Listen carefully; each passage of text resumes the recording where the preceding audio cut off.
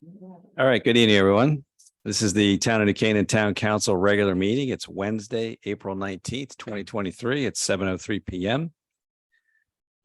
We will start the meeting with a pledge of allegiance. We have Cub Scout pack number 7 here. Welcome, guys. Come on up.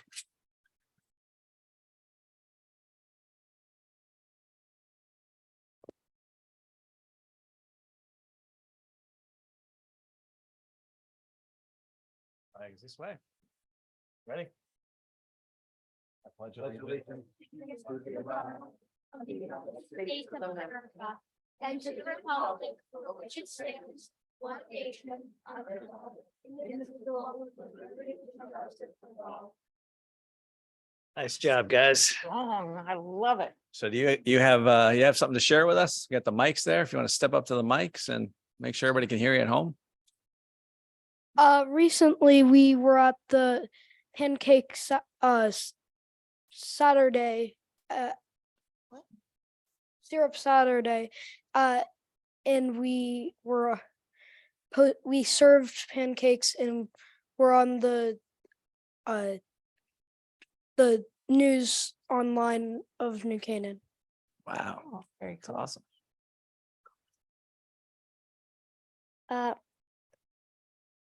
I sold $3,000 in popcorn for the popcorn salad. Woo. Wow. Nice. The Webelos are going on a I'm really excited for a camping trip. All right. We went to the Coast Guard Academy. We visited the fire station. Nice. I went to the Pinewood Derby a couple of weeks ago and won second place championship and advancing to the finals this Saturday. Ooh, exciting. All right. It's been a great year for Pac 7. We've got 39 scouts, including these guys. Record parent involvement, $9,000 in popcorn sales. See us at the Memorial Day Parade and Rockets and Ice Cream at Waveney Park, June 6th. And I just want to thank Council for having us back yet again, and we'll see you on October 18th. Thank you very much. Thank you very much, guys. You guys have been very busy. Well done. Thanks again for coming out. Thank you. Thank you. Yeah. Have fun on your trip. Thank you. Thank you. Thank you.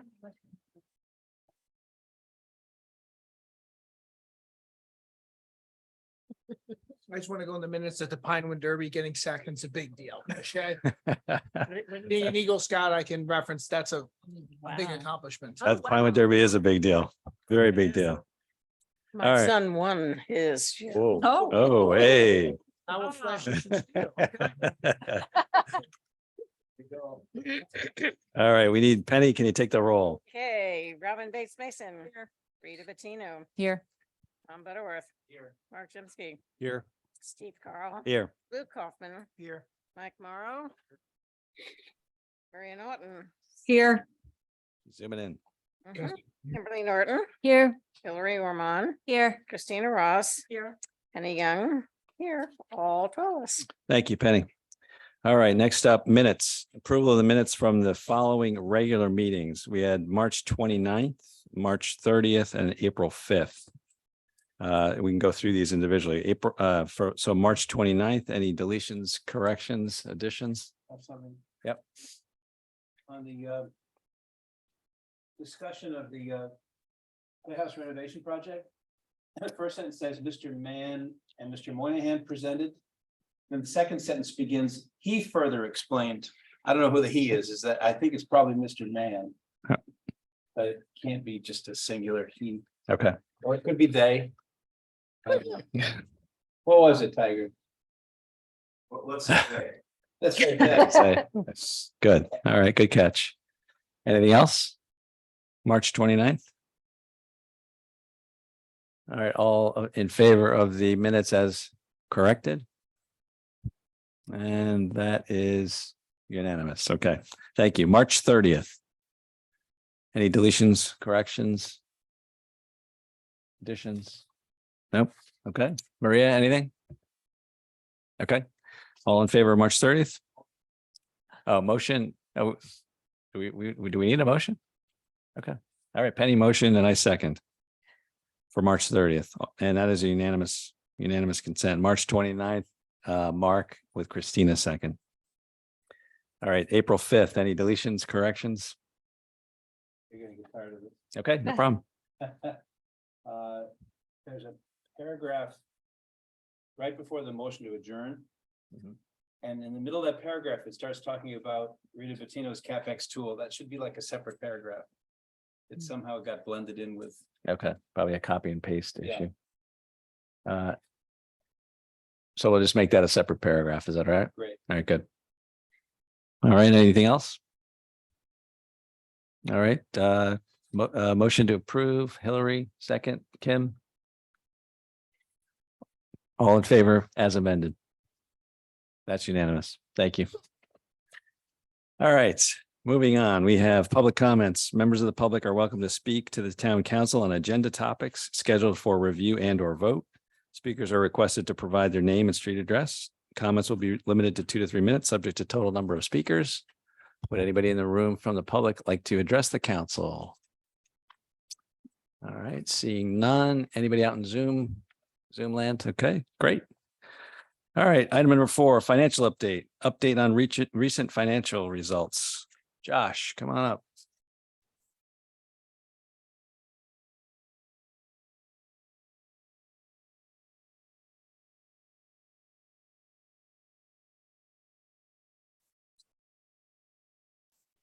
Oh, thanks. Kim, we'll take that one.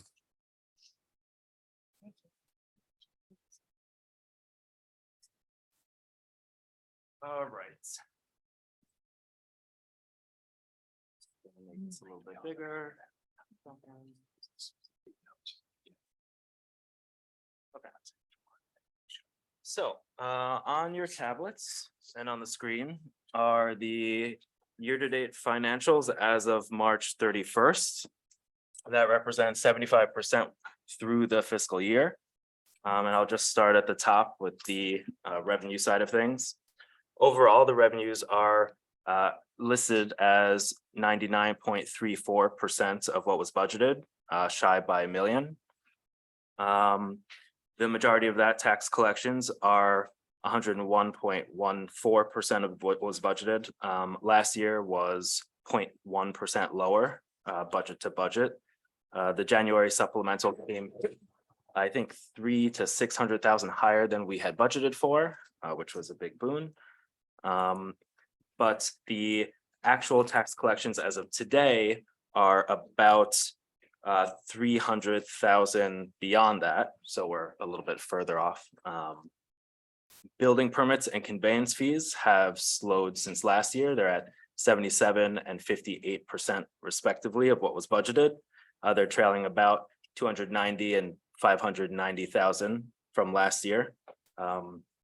Conveyance fees generally peak in May and June, so we're waiting for kind of those heavy hitter months to come up, so we get a little bit closer to what was budgeted. Also, another amendment kind of on those numbers, building permits is now 50,000 higher than that, and conveyance fees are about 200,000 higher than that as well. That's as of today, as opposed to a few weeks ago. So those are kind of pushing us past the 100% mark in terms of what we expect the revenues to have been for the year. In terms of parking, we're at 64% of what was budgeted, which is 890,000, short by 317,000. We currently have about 95 to 100,000 that's ready to book and just waiting to go in. So that kind of cuts that a little bit. Another 50,000 or so expected in business permits, which hit later in the year towards June. And so we're kind of expecting to hit what was budgeted for the year. In terms of the BOE excess cost grant, it shows that it's 47%, but we're really just waiting for the second half of that to come through later in the year. As well as in the other revenue line, there's another 200,000 from the ECS grant that we're waiting on the second payment of. And that would put us at about over 90% of what was budgeted. Any question on the revenue side of things? Questions? Maria, any questions? I can't see out there. You okay, Maria? Yeah, I'm fine, no questions. On the expense. One, side- one thing, Josh, Sure. one of the things that the Board of Finance asked, and I thought it was a great question, it bears repeating. And they actually were held in your feet to the fire a little bit as far as how much over that 100% might we'd expect to see. Yeah, that's always the question. Yeah, I mean, that's, we're always looking for money and always looking for good news. So So I hopefully, would say, and I gave them kind of the same answer that in May, when they're trying to determine the final mill rate set, we'll have a much better picture of what it is. It's hard to say because conveyance fees spike, and that's really what we're waiting to catch up on. so really we're looking at whatever comes in the rest of this month, and then you've got, May and June, and that's it. And So then, yeah, things that just get booked over that time, it usually takes a month or so. We're definitely hitting 100, obviously. We'll Right. probably hit 1 million past that. oh, that'd be nice. Beyond that, it's, probably too soon to really tell. Okay. On the expense side of things, we're at 70% of what was budgeted. At 75% of the year, that's not too bad. We expect to be hitting the 100% mark by the end of the year. The issues that have come up, such as energy or legal bills, have really been covered either by other budget deficits or appropriations. So we're really not expecting at the moment any overages. Of course, not any overages, but hopefully some savings, but it's again too soon to kind of tell. Any questions overall? Any questions, guys? I mean, there's no real outliers here. This is all trending the way it should. It looks Yeah, pretty, it's, pretty much business as usual as we've seen through the year. Yeah. There's things that spike, building permits in different times of the years, parking in different times of the years.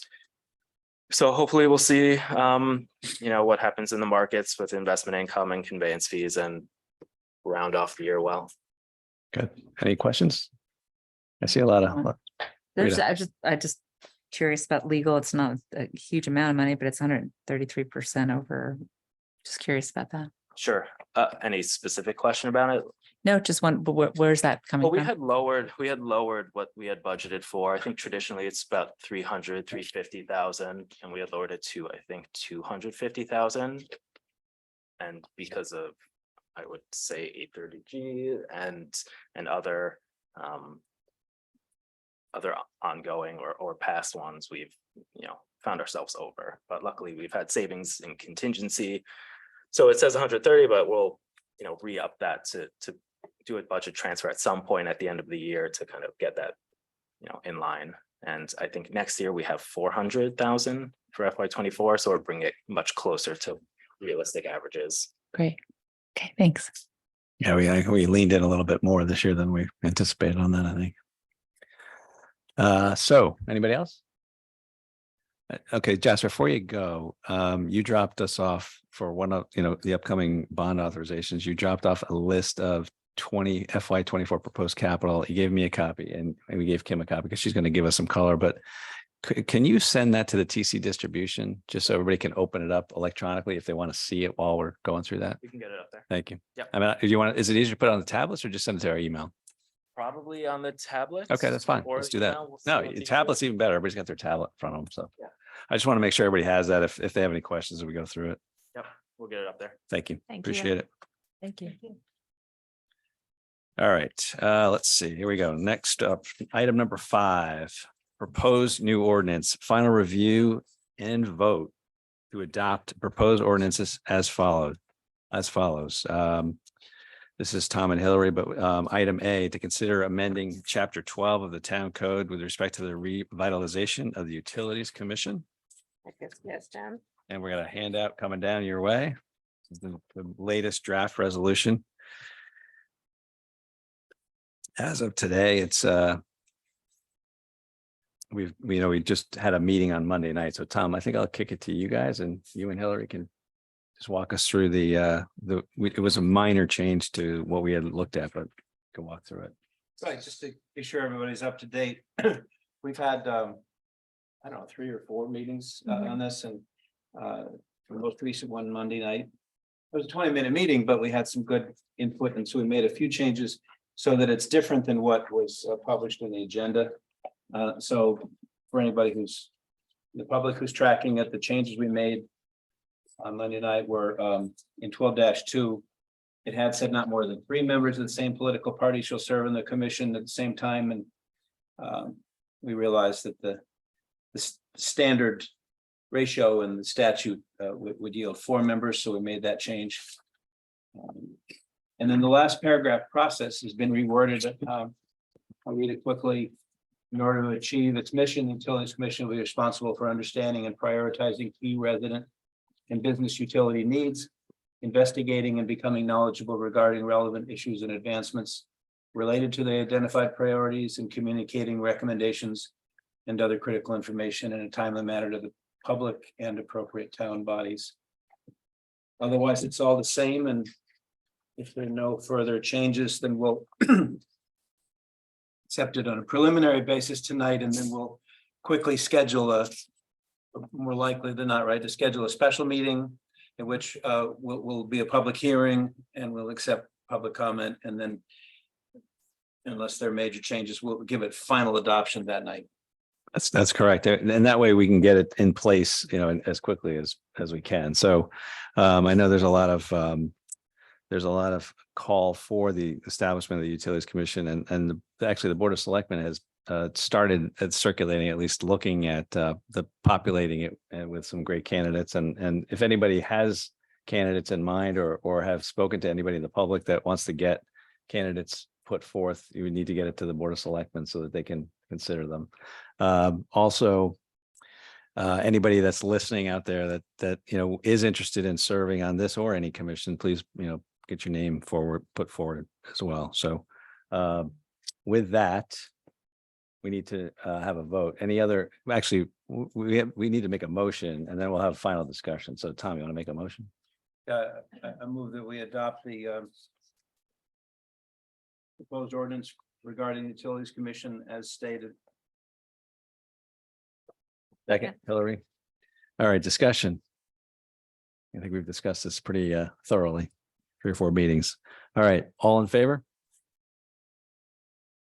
And Maria, there you go. That's unanimous. Thank you very much. And thank you to Tom and Hillary for all the work on it. Those Thank lot of you work. to the committee. That whole committee worked really hard on it. And thank you, Steve, for participating too. that was And everyone who had input. Thanks. the best part about not being the chairman of the Bylaws and Ordinance Committee is I get to go to the meetings. I don't have any pressure. It's really nice. Well Everyone's done, input guys. was Well really done. helpful. All right. Item number 6. Projects, appropriations, and bond authorization. Approval of the following projects, appropriations, and bond authorizations. And Kelly, do you want to come up? We'll just call on you as needed. Yeah. So these are, you know, you all tuned in and watched the Board of Finance meeting as they walk through this. We'll have a similar read here. So we'll read each resolution separately. If there's color on any of them, the associated sheet that I asked Josh and Ann to forward to you will be up on your tablet. So yeah, so if you want to open that up. So first of all, we'll just look at that quickly so everybody's up to speed on this because it didn't just come to us. It basically, every piece of each one of these A, B, C, D, all of these resolutions has a certain amount of detail, but it bears both for our clarification and for anybody watching. Some of these items have several different breakouts involved. And just for clarification, we wanted to read when we go through them, you know, what's in this big number. So, and Kim will give us the read as we go through this. So you all have it up. Does everybody have it? Did everybody find it? Yes. Okay, good. All right. So we'll go through these one at a time. And we'll have a motion as we always do. And then if there's discussion, we'll go in and have discussion as needed. So first one up is Mark, I'll let you start right, walking through these. I'll make a motion to approve resolution authorizing an appropriation of 215,000 for the tax assessor 2023 project and the financing of said appropriation by the issuance of general obligation bonds of the town and notes in anticipation of such bonds in an amount not to exceed $215,000. Any second? Hillary? Discussion. All right, it's pretty clear. All in favor? That's unanimous. Thank you. B. Good. You're doing well, Mark. Okay. Gonna keep you rolling. Motion to approve resolution authorizing an appropriation of $210,000 for the Information Technology 2023 project and the financing of said appropriation by the issuance of general obligation bonds of the town and notes in anticipation of such bonds in an amount not to exceed $210,000. Second. Rita? Discussion? All in favor? And that's unanimous. Thank you. C, this is for a fire truck. So why don't we have Mike? You want to read that one? Public safety? Sure. Thank you.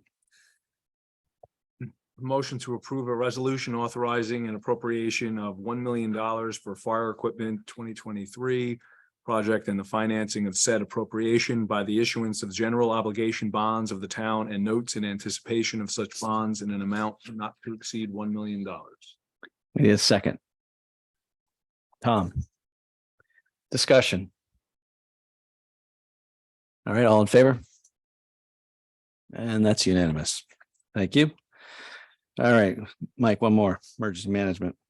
Motion to approve resolution authorizing an appropriation of $136,216 for the emergency management 2023 project and the financing of said appropriation by the issuance of general obligation bonds of the town and notes in anticipation of such bonds in an amount not to exceed $136,216. Second. Hillary. Kim, color? Any color on that one? Is that? Oh, sure. Yeah. That's Motorola radio hardware and software update agreement. Great. Any discussion? All right, all in favor? All right, that's unanimous. Thank you. All right, E, we're gonna go on the safety again. Mike, you're up. Motion for a resolution authorizing an appropriation of $280,000 for EMS ambulance 2023 project and the financing of said appropriation by the issuance of general obligation bonds of the town and notes in anticipation of such bonds in an amount not to exceed $280,000. Need a second? Rita? Discussion? That's pretty straightforward. It's a new ambulance, so. All right, all in favor? And that's unanimous. Thank you. All right, Mike, one more. Motion for a resolution authorizing an appropriation of $360,000 for police vehicle 2023 project and the financing of said appropriation by the issuance of general obligation bonds of the town and notes in anticipation of such bonds in an amount not to exceed $360,000. Second, Luke. Kim, a little color on that. I think there's two items there. It's 6 police vehicles and the equipment for 3 new vehicles. All right, discussion. All right, all in favor? And that's unanimous. All right, moving on to item G. PW. Let's see. Christina, why don't you read that one? Motion Oh, to, get that mic down there. motion to approve resolution authorizing an appropriation of $1,940,750 for the Department of Public Works Town Buildings 2023 project and the financing of said appropriation by the issuance of general obligation bonds of the town and notes in anticipation of such bonds in an amount not to exceed $1,940,750. Thank you. Second. Mark. Now we need color. Kim. Sure. So that includes town hall repairs and upgrades, firehouse boiler and controls, EMS building repairs, parks, garage, sacks, Waveney House repointing and drainage, Waveney Park Powerhouse Theater, Irwin Park Barn roof support, train station, old incinerator buildings, demo engineering, and lastly, Waveney House repair lighting fixtures. Thank you, Kim. Any discussion? All right. A motion to approve, or all in favor, sorry. And that's unanimous. Thank you very much. Item number H. Let's see. Mark, you can read this one. Sure. Motion to approve resolution authorizing an appropriation of $4,085,000 for the Playhouse Theater 2023 project and the financing of said appropriation by the issuance of general obligation bonds of the town and notes in anticipation of such bonds in an amount not to exceed $4,085,000. Second. Tom. All right, let's see. We don't need color on this because we've had plenty of color, so we know exactly what we're talking about here. So this was one where I'll start the discussion off by just saying that we've sort of met and we all had a chance to at our last meeting, we all sort of gauged our disappointment in a cost overrun on this project. That was obvious. So tonight's all about moving forward and trying to figure out how we get beyond the overrun. So at the suggestion of the council, there were 4 items that were put forth that we discussed with Kevin and Tiger and Bill and those involved in the project. That included a little more oversight and transparency to this particular project. So we're asking for an owner's rep. We're asking for a review of the AC specs. We're asking for more transparency in the bidding process. And we're asking that the plans are open to the public and the specs are all the drawings and the specs are open to the public and viewable. So I'll start with the last item, number 4. One of the things I have up here, which, I'll let everybody take a look at, but on your tablets, you have some shots of the finished product of the theater. You also have the schematics of the project. These beautiful renderings and color renderings will be on display in the building department, along with the full plans will be available for the public, and we'll put them up. We can put them up on the town website as well so everybody can see what's going on with that. A combination of sort of 3-2-1 in the bidding process at the request, again, to get an owner's rep involved. I've reached out to Hobbs Incorporated. Obviously, everybody knows who Hobbs is in town. They're one of the most respected, revered builders in Fairfield County, if not Connecticut. So I talked to Ian at length today, and he's agreed to represent the town and become sort of that owner's rep that we need.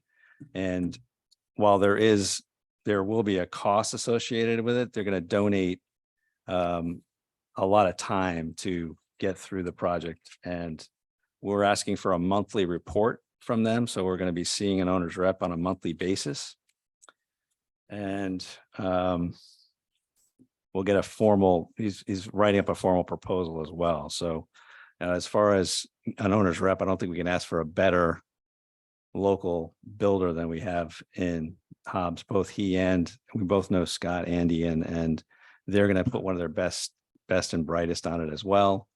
Talking about looking again at the HVAC, at the design, getting in the room and really representing New Canaan and everything that we've asked them to do. So with that, I'll open that up to any other discussion and anything else before we get this approval going. Anybody? I just first, I'm sorry, Christina, just want to, for the record, I'm recusing myself from the Oh, discussion and thank from you. the vote. Thank you. I'll go sit out here while the Okay. discussion takes. That's place. fine. Christina. I just wanted to say, with regards to Ian, that's very nice of him to offer.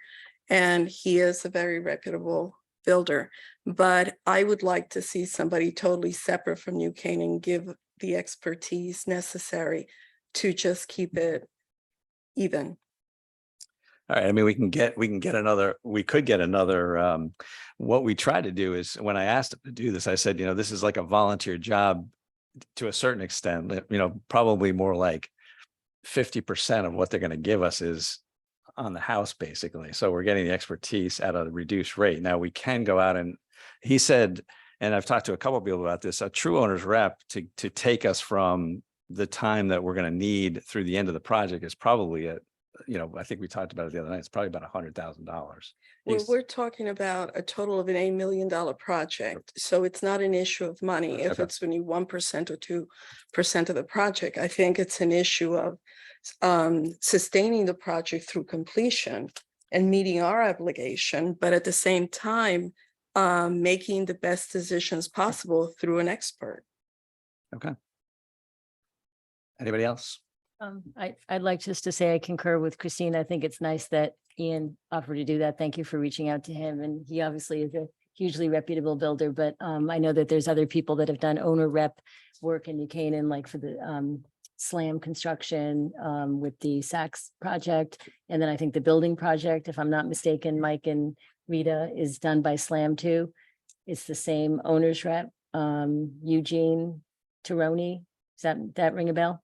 Well, for the police building? For the police building, I Yes, was we're- told that yes, Slam we're is doing Slam. that. So it's great to like, I don't know if we can bid out the owner's rep and get a couple. can, of- yeah, we can, Get a couple of So- owners reps and maybe have them present to us on the town council and say, what do you bring to the table that might be different, and have us be able to make that decision. So are you guys thinking that, are you talking about putting a number on it, like up to, or just see what they have to say? Okay. All right. So we can do that. I mean, obviously we want to keep this job moving. So we have to. So what we can do is we'll call in, if you get me the names, you get me a name, Christina, if you want to get me a name, Kim, and we'll have, 3 names in, and we'll. Why didn't it go out like all of our other contracts? People Well- respond to them. I mean, Uh, we're talking about transparency here, Steve. And I don't want to. So guys, I followed your orders to a letter. I mean, I said, I'm going to get this done for you guys. You asked me to do it, and I'm going to do it. And I went out and I did it. So if you want to do it some more, we'll do it some more. And I have no problem. I want to do it. I went to the best and brightest that this town has. There's nobody better. And we're that- not questioning yeah, that, there's- Steve. there's Yeah, nobody we're better. not questioning Okay. that at all. All right. So I only know how to go for the best and brightest, but I will definitely entertain other people. No problem. I will obviously. will Talking bring- about a government project which needs to be bid out. Okay. All right. Well done. We will do that. Have we Rita. had these discussions Rita. multiple times? Hi, yeah, I just have a comment and a question. I know we've been saying it's 8 million, but just for the record, and Robin had brought this up earlier. If you include the roof work that was done, if we're talking about all the work going into this building, we're really talking about a $10 million altogether project. I just kind of want to just put that out there. And then my only other question, I think this is great. I think this will add more transparency to this process, but I have a question about the improved and transparent bid process. Can you tell me what you mean by that? Like what that means specifically? You looking at me? Yeah. Oh, yeah. I don't know. I thought this had been discussed. So, As far as a bid process, the town has a bid process in place, but this particular job was more of it wasn't a go out and bid kind of job. We demoed it and then saw what we have to do. So that's where we are right now. It's not, but typically. but it had not been triple bid. This project had not been triple bid, correct? Not that I'm aware of. No, So it wasn't triple bid. And I have to say, I had also heard that the people who are doing it have an active lawsuit with this town as well. Is that correct? That, there may be a lawsuit that's still open. Okay, so I'm just trying to just get a finer point on this. Okay, all right. But if so, so would the plan be to then triple bid this job now going forward? Is that Well, the I mean, idea? we're asking to control on our side, we're asking to control the owner's rep. So, Okay. That part of it, we can triple bid and we'll control that part of it. But, I'm not going to speak for Tiger as far as the Well, way. and I wasn't even thinking, because this is coming from the first selectman, right? This is a project that the first selectman had started, and like I don't know who made the decision not to triple bid. I'm just going forward. I'm just more curious. I'll Yeah. answer it. Okay. So first off, the roof only costs $288,000. So you can't get to 10 million. But I think But you Rita's speak correct of- in the sense that it costs 2 million to buy it, to buy the Playhouse, right? So you've got, That's fine. If you 8 have million. I'm the sorry, purchase price, that's fine. I'm sorry if I it's okay. misunderstood that. Yeah. I just wanted to clarify. Yeah, this no, with thank too. you. No, So, thanks for the clarification. I appreciate that. It's no problem.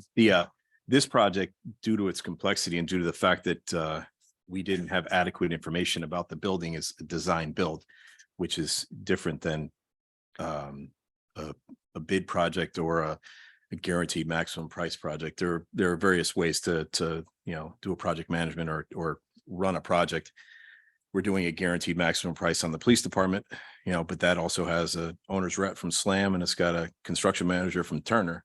So there's built-in oversight and overhead on that, about 30% minimum. That's built into the cost. We didn't have that in this project, mainly because we didn't know exactly what we were going to get into. So we had to get into it, open up the walls, open up the floors, the ceilings, and see exactly what we had, and then come back and design it.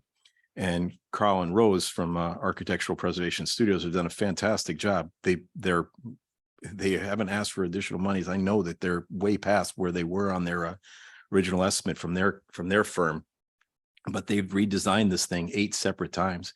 And just Tuesday morning, I sat in a meeting for 2 hours talking about 2 separate rooms, the prep kitchen and the tech room, for about an hour, trying to make sure that we could actually fit those in. Tech room is where all the technology is and where the projector is. That's probably the most important room in the entire building for a theater. And then the prep room was basically a storage room in an area for the kitchen. But the building is so tight that we were down to inches, to the point where we were looking at removing one wall, which is only 6 inches wide, to give us enough room for ADA compliance to be able to have room for both of those functions. Problem is that if you remove that wall, I've got water and food in one area next to the most important tech. You can't do it, right? So, but we sat there for an hour on that one area trying to figure out what can happen. So I think they've done a fantastic job on it. A very professional job on it. I think that their hearts are in it. I think that our contractor is fantastic, Alden Bailey. And to try to go back out and bid after one, the architect's been sitting on it and Glenn has been sitting on it with him for the entire time, to then take the project away and say we're going to go and bid it, I think would be a travesty. Plus, I don't think that we're going to do better than Alden Bailey at present. When I talked to Steve, I was in agreement with having Ian come in because it's a third party, it's an extra look, and he can actually look at the construction documents and he can look at the pricing that's come in.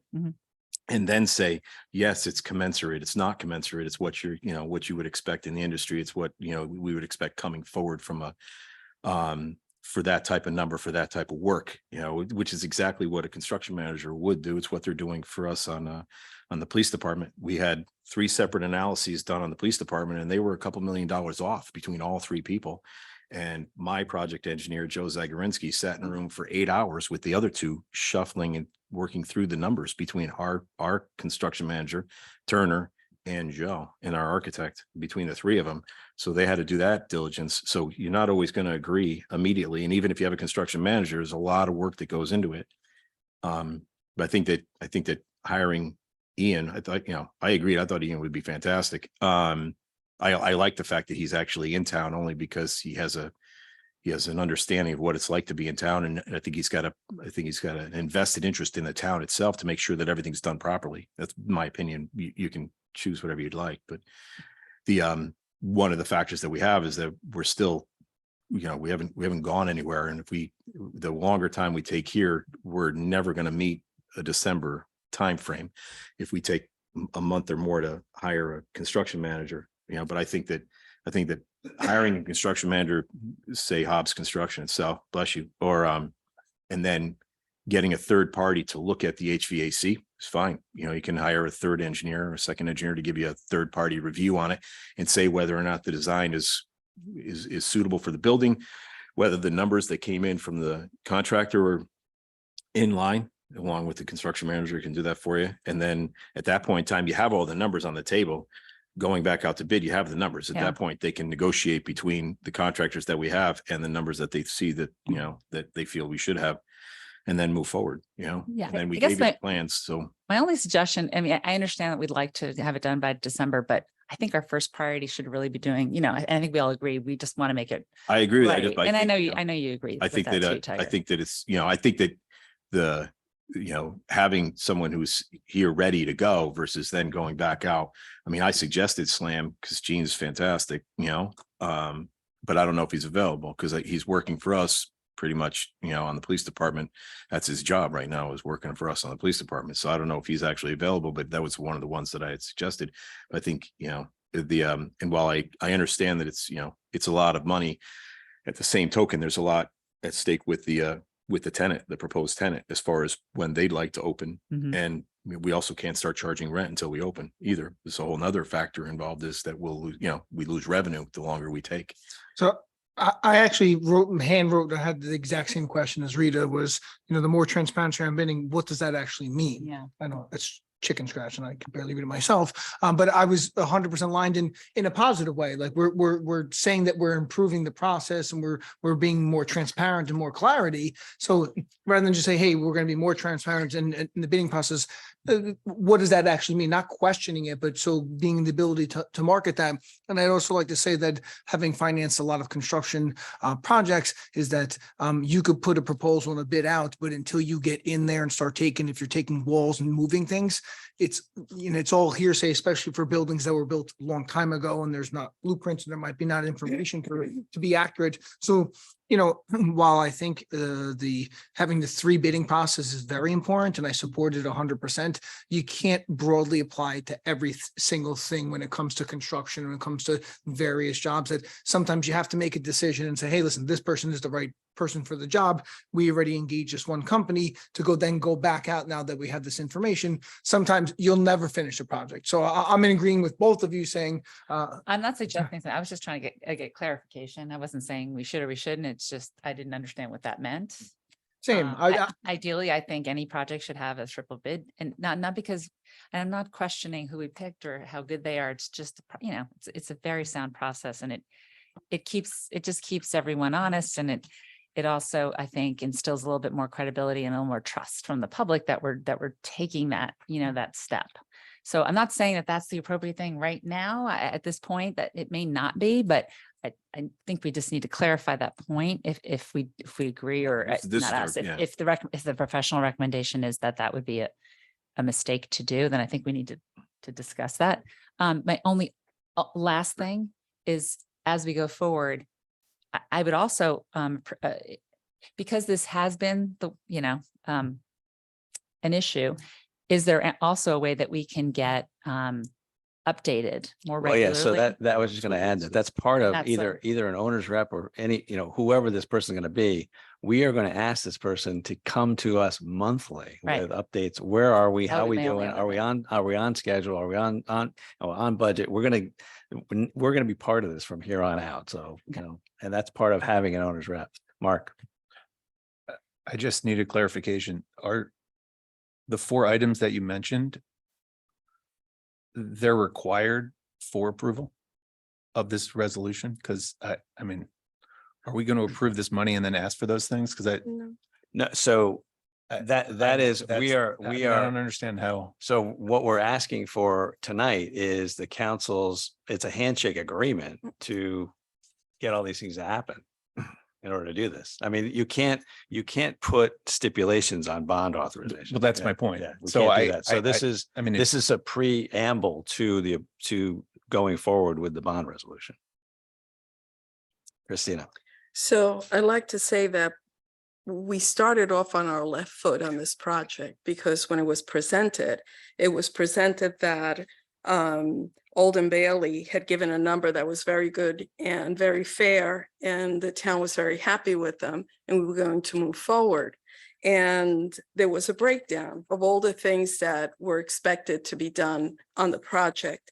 And I understand that projects have change orders and that the scope can change. But throughout all the meetings that we've had since this was approved, we've had the first selectman said everything's great and we're moving ahead and we're hoping to open in September. There was no update whatsoever that there was a problem or a specific direction that was being changed. At no time did anybody say this is a design build project, which would not have had the same level of approval had that been the case, and we knew about it. So we can't have projects that puts us at an exposure level of 2 or 3 times what was originally requested. So I think there has to be a process by which we all agree, and there's an understanding and a trust that the monies we approve will be what is needed. Unless there's a change or something happens, or inadvertently we find something that we weren't expecting. So the way it's presented and the way it's approved has to be in agreement on both sides. We can't be told one thing and then find out it was another. And every month on every project, we should be updated, especially if there is a problem of any sort that's going to upset either the time frame or the cost. I think it's important, Steve, to just clarify, and really for the public to understand, right, that by approving these bond resolutions, like, what does that actually mean? Like, are we floating this bond tomorrow? It's going out and people can jump in. And I think it's just important that's that a they good- have that's a a good comfort point. level of what exactly does this mean? Yeah, so that we're signaling that we are in favor of these projects and that we are authorizing a bonding of the project up to that level. We're not, if a lot of times you'll see some of these projects coming in under budget, as Ann alluded to the last time we got together. This is green lighting and saying, we are in favor of this and we will allow a bonding up to this level. And agreeing with the Board of Finance. Not issuing at this Right, present time. right, right. Yeah, that's- we're not issuing at this time. And Mike, that's a very important thing. I mean, it appears like tonight we're just, willy-nilly approving like, $100 million or something. And we're not doing that. We're going through and we're saying that we've talked about each one of these items and we agree that we should do them. And we agree that we're going to authorize the bonding on them. We're still going to get a lot of detail. I mean, after we discuss this, we're going into item I, which is approval of a police station. And we don't even know the beginning of that. So that's again, signaling that we all want to do it, but we all need the detail behind it before we move ahead. I would like to have an agreement with the Department of Public Works and the First Selectman that will institute a procedure by which projects will be presented and move forward. I don't think that's germane to tonight's action. I think, so, It the Board of Selectmen is the procurement body. The Board of Selectmen debated and decided to go with design build. It wasn't me. We realized with a 100-year-old building, we were going to find some surprises, not nearly what we found. And we can talk about that if you want to. But, and also the surprise about how much HVAC costs today under changed regulations because of COVID and stuff. So we can get into all of that if you want. But the decision to go design build was the Board of Selectmen. And you don't think that the town council should have been apprised of it? We presented a bond for $1 million at the time, and you could have asked any questions and, but again, we still think it's the right way to go. Tiger can explain. I mean, if we had bid it out without going into the interior, we would have so many change orders. It'd be more expensive than what we're talking about. So. Yeah, I mean, this is what we had this, I'm having deja vu because we did have this conversation when we went over this the last time. So I think, as I said earlier, this is about how we're moving this to the next level and ensuring that A, we have an owner's rep, B, we have clarity and transparency on any savings that we have. And we're going to want to hear from this person on a monthly basis. I mean, this is, But that was not what we discussed. We discussed having an owner's rep totally separate from a town person. We talked about having the HVAC reviewed. Which will be part of it. And we talked about rebidding the project to 3 contractors. Right. And I understand Yeah. what Tiger has said. Good. But that said, I don't have a sense or an agreement that moving forward, we're going to bid every project. That's it. We've bid every single project to date except. We this didn't one. do this one. You didn't let me finish my Oh, sentence. sorry. Except this one. We went to the Board of Selectmen with this one, and because of the nature of the business and the nature of the building and the fact that this building, we didn't have the data that we needed to have at the time. The project changed considerably based upon, some of the code requirements that were necessary. And then it changed even more so once we started opening up the walls. The numbers that you have in front of you weren't presented by Alden Bailey. Those were original estimates based upon what we thought we would see or need to do to get the building up and running with a a similar operator, not necessarily Cinnamon. But given the fact of where we were and what we felt was best for the project, we went to the Board of Selectmen and said we should do this on a design build situation, bring Alden Bailey in, open up the walls and see what we've got. If we hadn't done that, we would still be going out to bid right now with a plan set with no knowledge, none. So we would have then started the process. They would have gone in and opened up the first wall and said, whoa, time.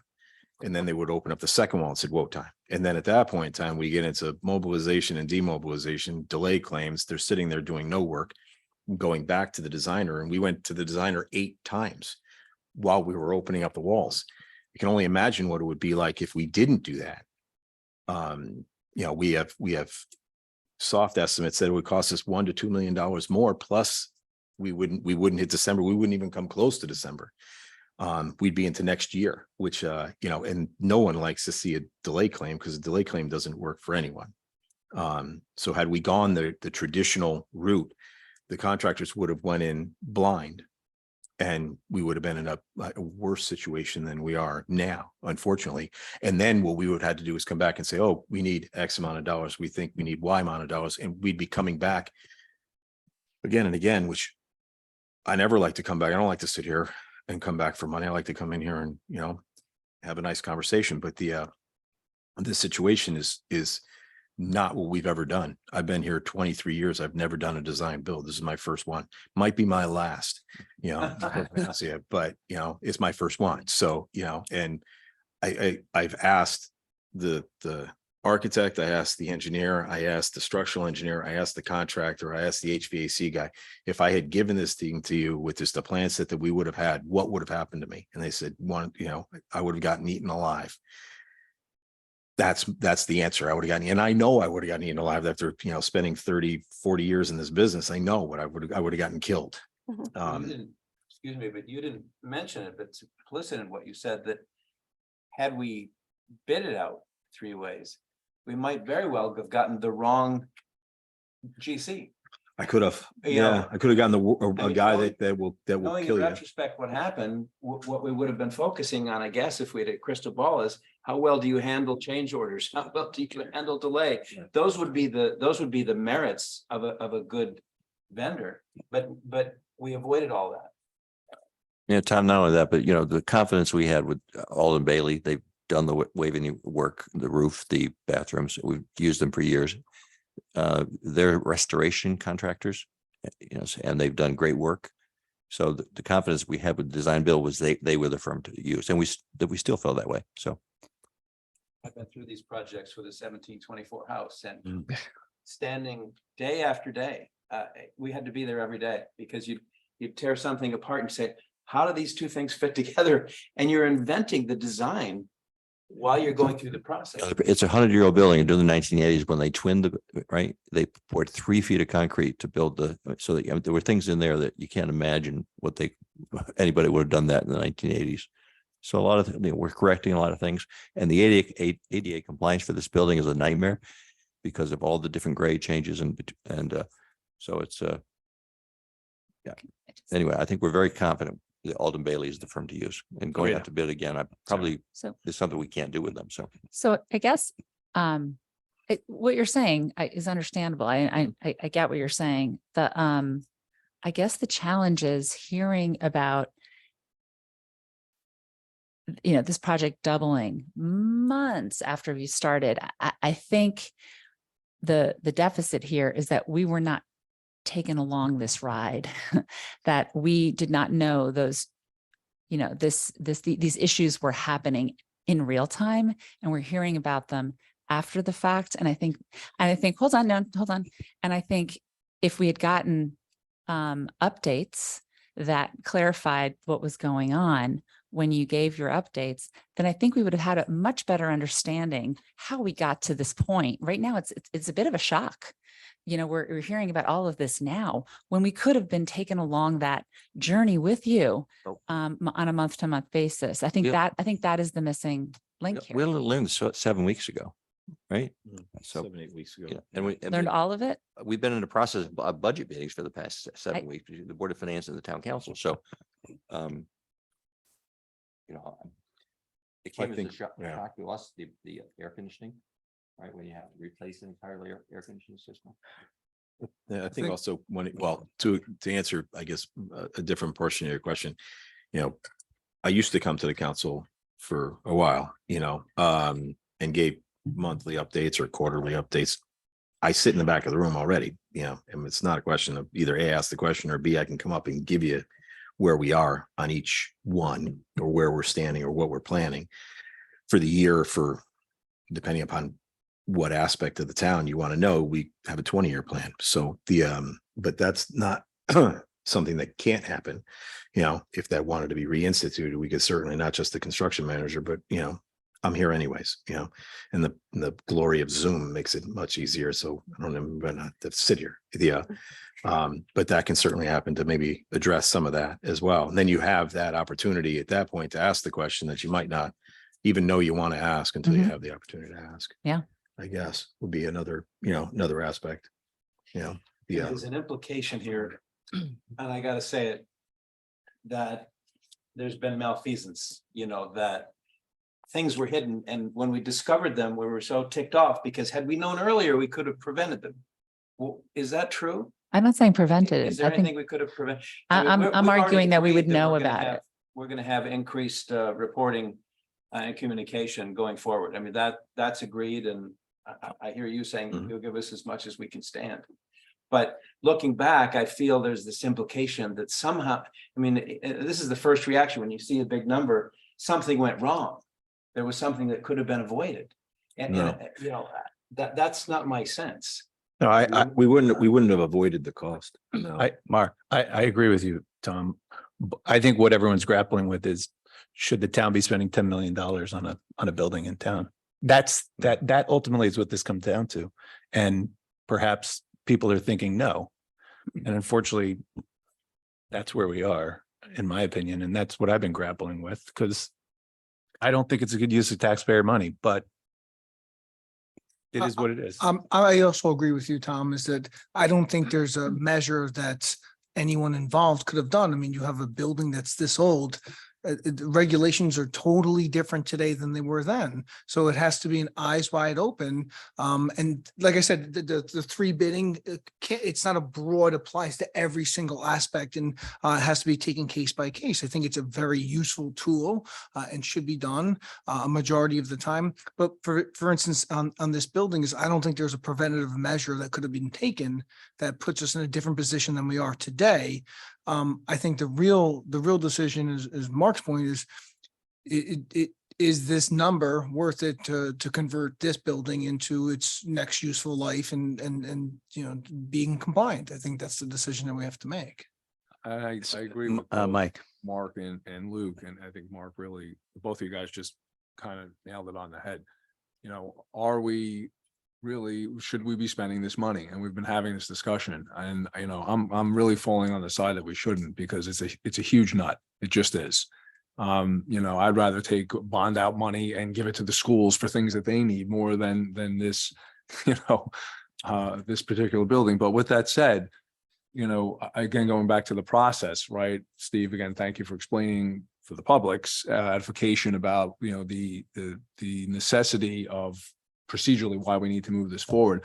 But for me personally, I really do want to have an owner's rep on ASAP, and I do want to get a report once they analyze, the entirety of the project to date. And I think we need to have an additional discussion whether we really should be in the business. And Thomas said it too, we're either doing this thing or we're not. That's the question. And I need that information moving forward. So for me, like, okay, fine, let's authorize this resolution. But I think it kind of seems like the temperature of almost most of everybody is we do want someone to come back who's independent and tell us this is exactly where I think this project should be, or where it went wrong, or where it didn't go wrong. And we'd have more comfort than making the decision by we retaining the power and the authority now to exercise in the future, whether we're going to say, yes, residents of New Canaan, all 20,000 we have collectively deemed it's appropriate to spend taxpayer money on this particular project. And maybe we'll have that comfort level. But so long as we know right now, we're retaining that authority moving forward upon additional information,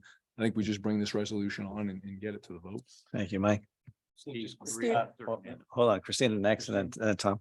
Okay, following your thoughts, which I agree with, I just like to say that in the past, projects were presented where we approved the design concept, and then they would bid it out and come back to us and then say the project is going to be X. And we've lost that entire process. Now you're coming with an estimate, and we don't know if it's a final estimate, if it's an estimate, or if it's a bidded project. And I don't think that I don't think this is purposely done. I think it's unraveled, and we have no control over it to know what's expected along the way. We haven't really come to you with a design and then a build very often, usually on bridges. About the only thing that we've come back for that, to be honest. But the overall thought, this is, like I said, this is a little bit of a different animal, okay? A completely different animal than what we're used to, or what we've had to do in the past. And I don't remember coming back for additional monies on anything like this, as far as we're in it and then we've got to ask for monies coming back, to be honest. We did on the fields, the athletic fields. That was necessarily more of a scope change than the project overran. We did it on Waveney. Waveney, we did not. No, we did not. We never came. We came with phase 1, and then we came with phase 2 and phase 3. The only change between phase 2 and phase 3 was time.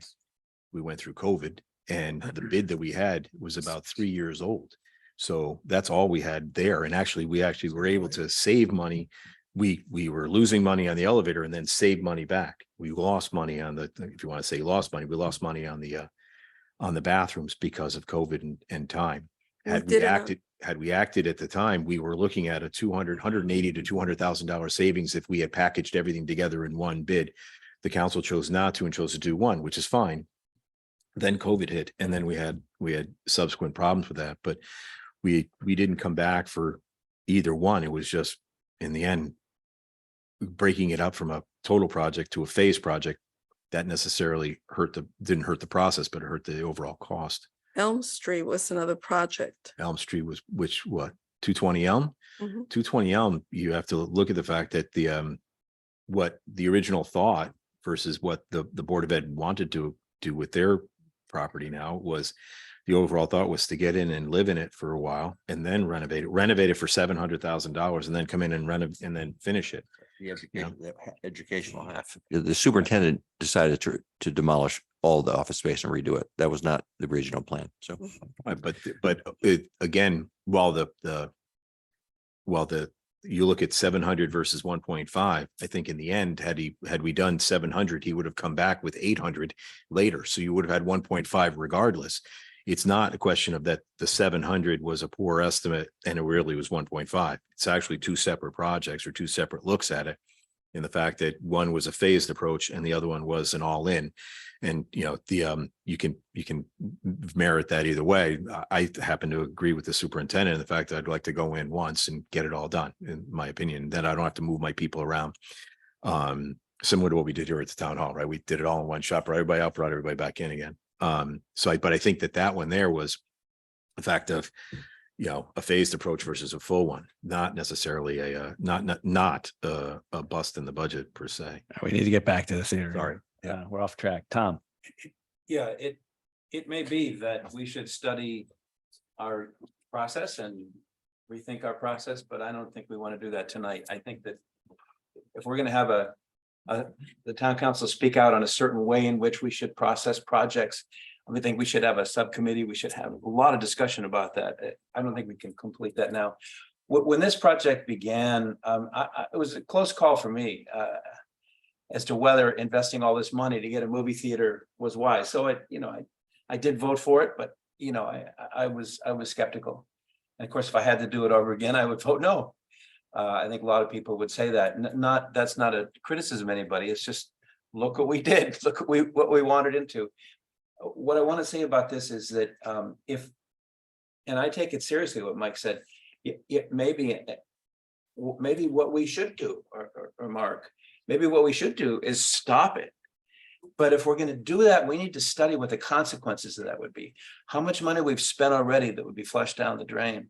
What the consequences are of breaking the contract with the, with the occupant. How do we feel about the interest of investors?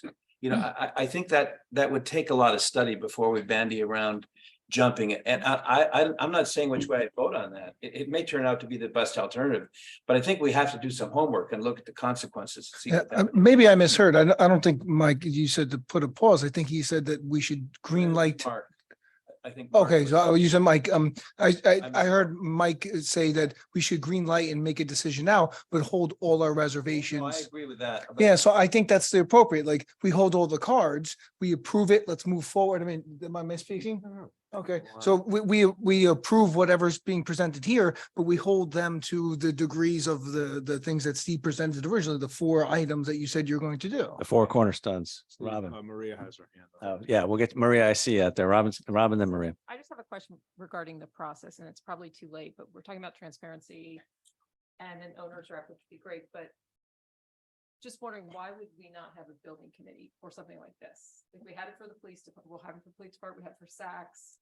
Was it because the amount originally was too low, or like, because it is a town-owned building, and even Mark worked with library, which is not a town-owned building, but reported back to us and let us know what's going on, so like, we don't have line items, we don't know. Well, and Robin, I think you're 100% correct. Looking backwards, this would have been like the perfect perfect job to have a building committee. But we went into this saying, well, it's boom, boom, boom. It's this. It's a clear cut project. We know what we're doing and going in, and we're going to have the thing open. It just seemed like it was so easy that it was all done. All the work, all the studies, everything was done. And it didn't require the time of a building committee. Building committees, the police station, the library, these are really big time commitments. But looking back now, yeah, absolutely. I mean, Isn't there a building Yeah. committee or? not for the movie theater, no. No, but No. isn't there a committee of the Board of Selectmen, or am I No. remembering No, something? no, different. That's different. There's no technical theater committee here. I mean, No, I wasn't saying a about yeah. regarding there. I just thought there was a group of representatives of town bodies that were part Now, of it. everybody kind of pitched in, like Tucker's done a lot of work, and everybody's pitched in to get this thing going, but there's no formal committee. And I don't think there's no formal town committee, right? Internally, right? It's actually the job of the Board of Selectmen to oversee these projects, so. Yeah. Unless the building committee is appointed. And I would, going back to Ian Hobbs, I mean, Ian Hobbs was on the building committee of the Country Club, a $27 million project, $40 million library. So you're getting a effective, especially. Yeah, and I understand that, Ken, but I think between the council and some of the new members, they look at, for me, and I went too quickly here. I just thought, okay, the best guy, go right to him, done. But to Kim's point, and I think, Christina's point, this was all about transparency. So if there are other names, if I want Kim, get that name, Christina, you get the name, we'll approach these guys and we'll get presentations and we will do that because I absolutely. Steve, with want due that. respect, though, that's not the role of the town council. The selectmen have to do that. Right, but you're now. We're hearing you, right, yeah. Completely, we can just. I'm just saying, I mean. We're trying to deal with a bonding. I know, but will we not have to do approve our it. job and you have to do your job, and it's just I not. know our job's to. We're trying to, funding. and I we're think trying to there's get chicken you or the there. egg here. We're trying to get you there. We're doing our best to get there. So I would think you'd be a little bit more sensitive to the fact that this is not where we should be. As opposed to saying it's just your job. Your job you haven't done a great job with this building. So. We've done a great job with this building. Kevin, I would disagree, but that's fine. That's neither here nor there. So Maria? you want to, I can approach Gene from SLAM and ask him if he's available. Was that one of the names? I mean, I'd like to just say something, but Maria's had her. Yeah, hand Maria's raised. had I her. want Maria to go, and then I'd like to say Yeah, something. yeah, Maria, you're up I had next. something to say. Maria, go ahead. Okay, I mean, I just wanted to add some comments, personally, and from what I hear from other people, I'm not sure as a town, we should be in this business. And I think as a municipality, I think we said because of prevailing wage, we're paying 1.2 million more in wages than maybe someone else might if they did the project. And, I'm personally just not comfortable with the idea of saying we're too far in, we can't go back. I'm not sure I'm comfortable with that.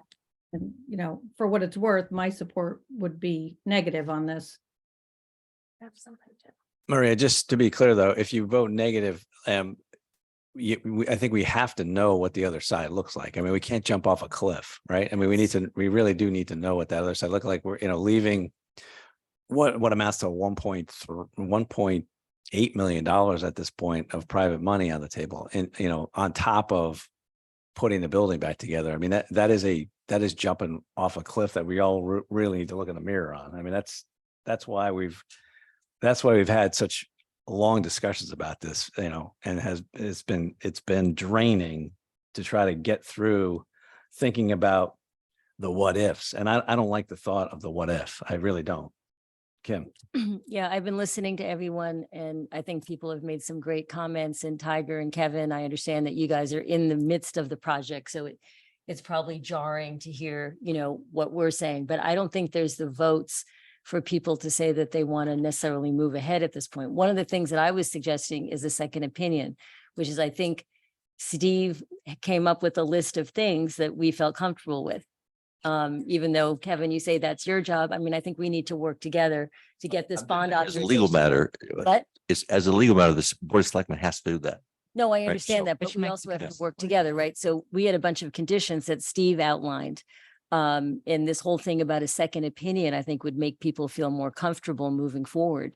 And I also, my other concern is I think it's a little casual for us to just say, let's talk to this person or that person. The minutes, the way they are now is we'll only record motions. So everything that we talk about is not written down anywhere. So how are we going to actually hold this as an agreement of some kind, unless we change our stance on the minutes? I mean, it sounds like it's very murky. We've spent a lot of time talking about this. Everyone's put in a lot of work. You've put in a lot of work. We're sitting here volunteering our time. The taxpayer is watching. How are we going to come up with an agreement to move it forward? I don't think we want to stall it. I think most people want the movie theater. They want the preservation of the building, but they don't want to do it if they feel like it's an exorbitant cost. And that's no fault in anyone's part. I understand you take the building apart. I also renovated a 100-year-old house and there was a contingency, and I know what it's like. So that's why I'm hoping that we can work together to move quickly, but with the points that Steve came up with, to give people more of a comfort level about the number. And hopefully if there's a way to bring it down. What was your definition of a second opinion? Well, that's the bill. Sorry, I'm just asking. No, I know. When That's the I saw builder's your rep. face, I was like, you Want look to shitty. clarify, that's all. Yeah. Okay, so one second opinion of our points was looking at the HVAC system, Right, we right? talked So about getting that. a second opinion on where's the best Where is place the to put it? second? Is it the third floor? Is it the roof? Could you reinforce the roof? Is there a way to bring the cost down? And that's one thing. And then this open bid process.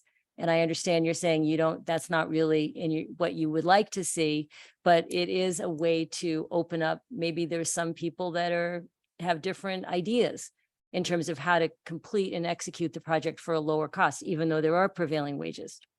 Well, we already said we would hire we'll get an extra or an additional HVAC engineer in to look at Larry DeVito's design and see if there's another way to slice the cat. Right. As far as the structural part, we have a structural engineer. He tells us whether or not you can put it on the roof or you can't. To me, that I'm not going to get another structural engineer to tell me that I can. Once I get one that tells me that I can't, no one's going to sign off that you can. Well, I without guess you could bid substantial- on how many, if you can't, then you can bid on how much it's going to cost to put in the third floor. So there's definitely 3 bids, public bid process that we can do.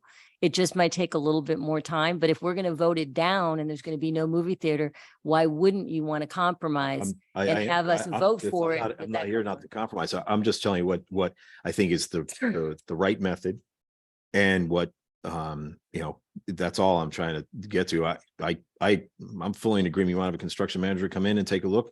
Absolutely. If he wants to sit there, he's going to help me on my job. I mean, be honest with you, Make your know, job but easier. Not for nothing. The last 2 weeks, I worked 170 hours, Wow. in 2 weeks. So, and that's commensurate. That's been my life for the past 6 months. Yeah. So you want to hire somebody, have at it. I'm okay with that. I think that gentleman, that construction manager, if it was Gene, say, just because I know what Gene's doing for us now, he can look at the pricing from Alden Bailey and from Eastern Mechanical and say whether or not they're right or they're wrong, and then sit with him and say, okay, where do you think their savings are?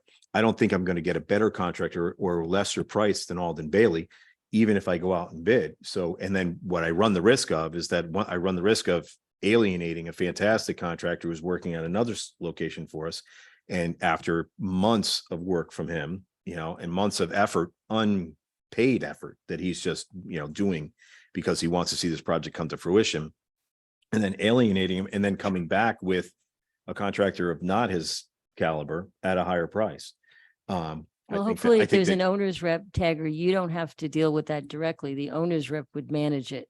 I understand who, no, I'm ultimately responsible. Okay, that's my job. Absolutely is. All right. So he works for me, you know, so so in that regard, you know, and then I think that also it's the fact of, you know, it's, you know, my word, you know, we said to Glenn, you have the contract. No, I'm going to turn around and say to him, you don't. I have disdain for that. I have a problem with that. Because I think that he'll give us the best price. I think he's given us the best price that we're going to see. You know, like I said, the design went through 8 iterations. I don't think we can make that building look or feel any better for what needs to be in it, what they want, you know, what our tenant wants to have in it, and what's required. So as far as trying to design it again, I don't think we can. That is a viable option. Like I said, I do agree with the construction manager. He can come in and take a look and break it open. And if he says the number is terrible and he throws it out, then he throws it out. We either sit with Glenn and say your number is terrible and you either got to revise it, or at that point in time, Glenn, your number is terrible. You got to go, you know, we're going to find somebody else. And I don't have a problem with that either.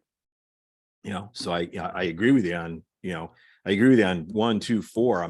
The 3 is just a little bit where I think that 3 is actually included in 1 and 2. Well, that was going to be my point, Tigers. I think by having having the owner's rep, that person is going to ride herd on all of the costs of the entire project. So that to me takes care of a lot of that, you know, excess going out and taking the time to get 3 other bids when we actually know who we want to have do the job. But from the transparency point of view, everybody wants to know, well, that's the right number. Well, we're pretty confident that that's the right number. That's never been the question. The question came with the HVAC, which will also be that number 2. So if we get 1, 2, and 4 done, and 4 obviously is easy. I mean, that's an easy one. We're putting the plans out for the whole town to see. The color schematics will be out. The plans will be out. We need to concentrate on the owner's reps. So the process there, just to be clear to everybody, we can give 3 names to the Board of Selectmen, I'm assuming, whether it's Ian and we have Gene, and there was one other name, wasn't there? Christina, did you have a name? No, we Okay. can ask Turner. All right, so maybe Turner. So if we get 3 names and get those to you, I mean, I don't want to, I'm process. I don't want to step outside the process. So you want us to get to those names, and you're agreeing that you guys are sitting here tonight with a recorded meeting, agreeing that we're going to do an owner's rep on this. That's all. Absolutely. Yeah, Sure. that's what we need to hear. So. I just make one really quick, I have to clarify something one. because I have to clarify something that Tom, you had brought up. And I just want to be clear. I was not suggesting malfeasance. I was suggesting better transparency only. Yeah. I've. Well, I said that. I want to say a lot of trust for Tiger, but I would say, I just say one thing. I have some building experience too. When you start ripping down walls, you see things. And if we knew as it was happening that the price was going higher, we can make more informed, decisions. And that's only what I was referring to. So I just want to make that Thank you. clarification. So I made the motion. Yeah, you made the motion. Who seconded the motion? I forget. Did we have a second? Or we got one right to discussion? I have another. Yeah, Mike made it. Mike seconded. So we have Mark made the motion, Mike seconds it, and now we're continuing discussion. Christina. I thought I was. You're almost there. We're almost there. I thought I was helping that. Nice try. I- Mark. Nice try. I just, I was. just in follow-up to what Mark said, I still get the impression that the first selectman feels that it's his responsibility. And perhaps my interpretation is that you think that we're just printing out the money, but we're answering to the taxpayers. Christina, my point is, you do not have the power to select a construction manager or anything, right? That's the power that belongs to the Board of Selectmen. As a legal matter, I'm just telling you I'm what chief is- administrative officer. I have to follow the charter. and I have to follow the law. So Well, we're just saying that there should be a construction manager or a project manager involved in the project. I leave it up to Tiger to decide who the three are or put it out as an RFP. That's fine. But it can't be that we're going to continue to run projects like that. The way we approved it was that we will approve forward should be through a process that's agreed upon, but not one that just says it's just up to the Board of Selectmen. I'm sorry. that's not what we're saying. On the other hand, you're going to approve a $27.5 million police building, which is only 40% designed. That's on your agenda tonight. We didn't say that we were Well, I'm going just to saying, that's the approve way it. we don't generally bring design projects for bond authorization. And I think it's more just about, it's not about who has power. I think it's more, we do have the power to just say no. We So I understand think that. it's in the, it's in the best interest, I think was, Kim was saying, it's just to work together. And I think that's really just, that's what we're trying to say. I can You're tell you right. that- It's up to you all to do the job, but we can say no. And I think that if we work together, it could be a yes, right? I think No, that's really the issue here. To your point, to Christina's point, and to Mike's original point was, I only get to say yes to you once, and if I don't follow through with that, I only get to do it once, right? I only get to do it once to a resident. I only get to do it once to anybody. So if you say you want a construction manager, we'll hire a construction manager. You want me to get a second opinion on the HVAC? I'll get a second opinion on the HVAC.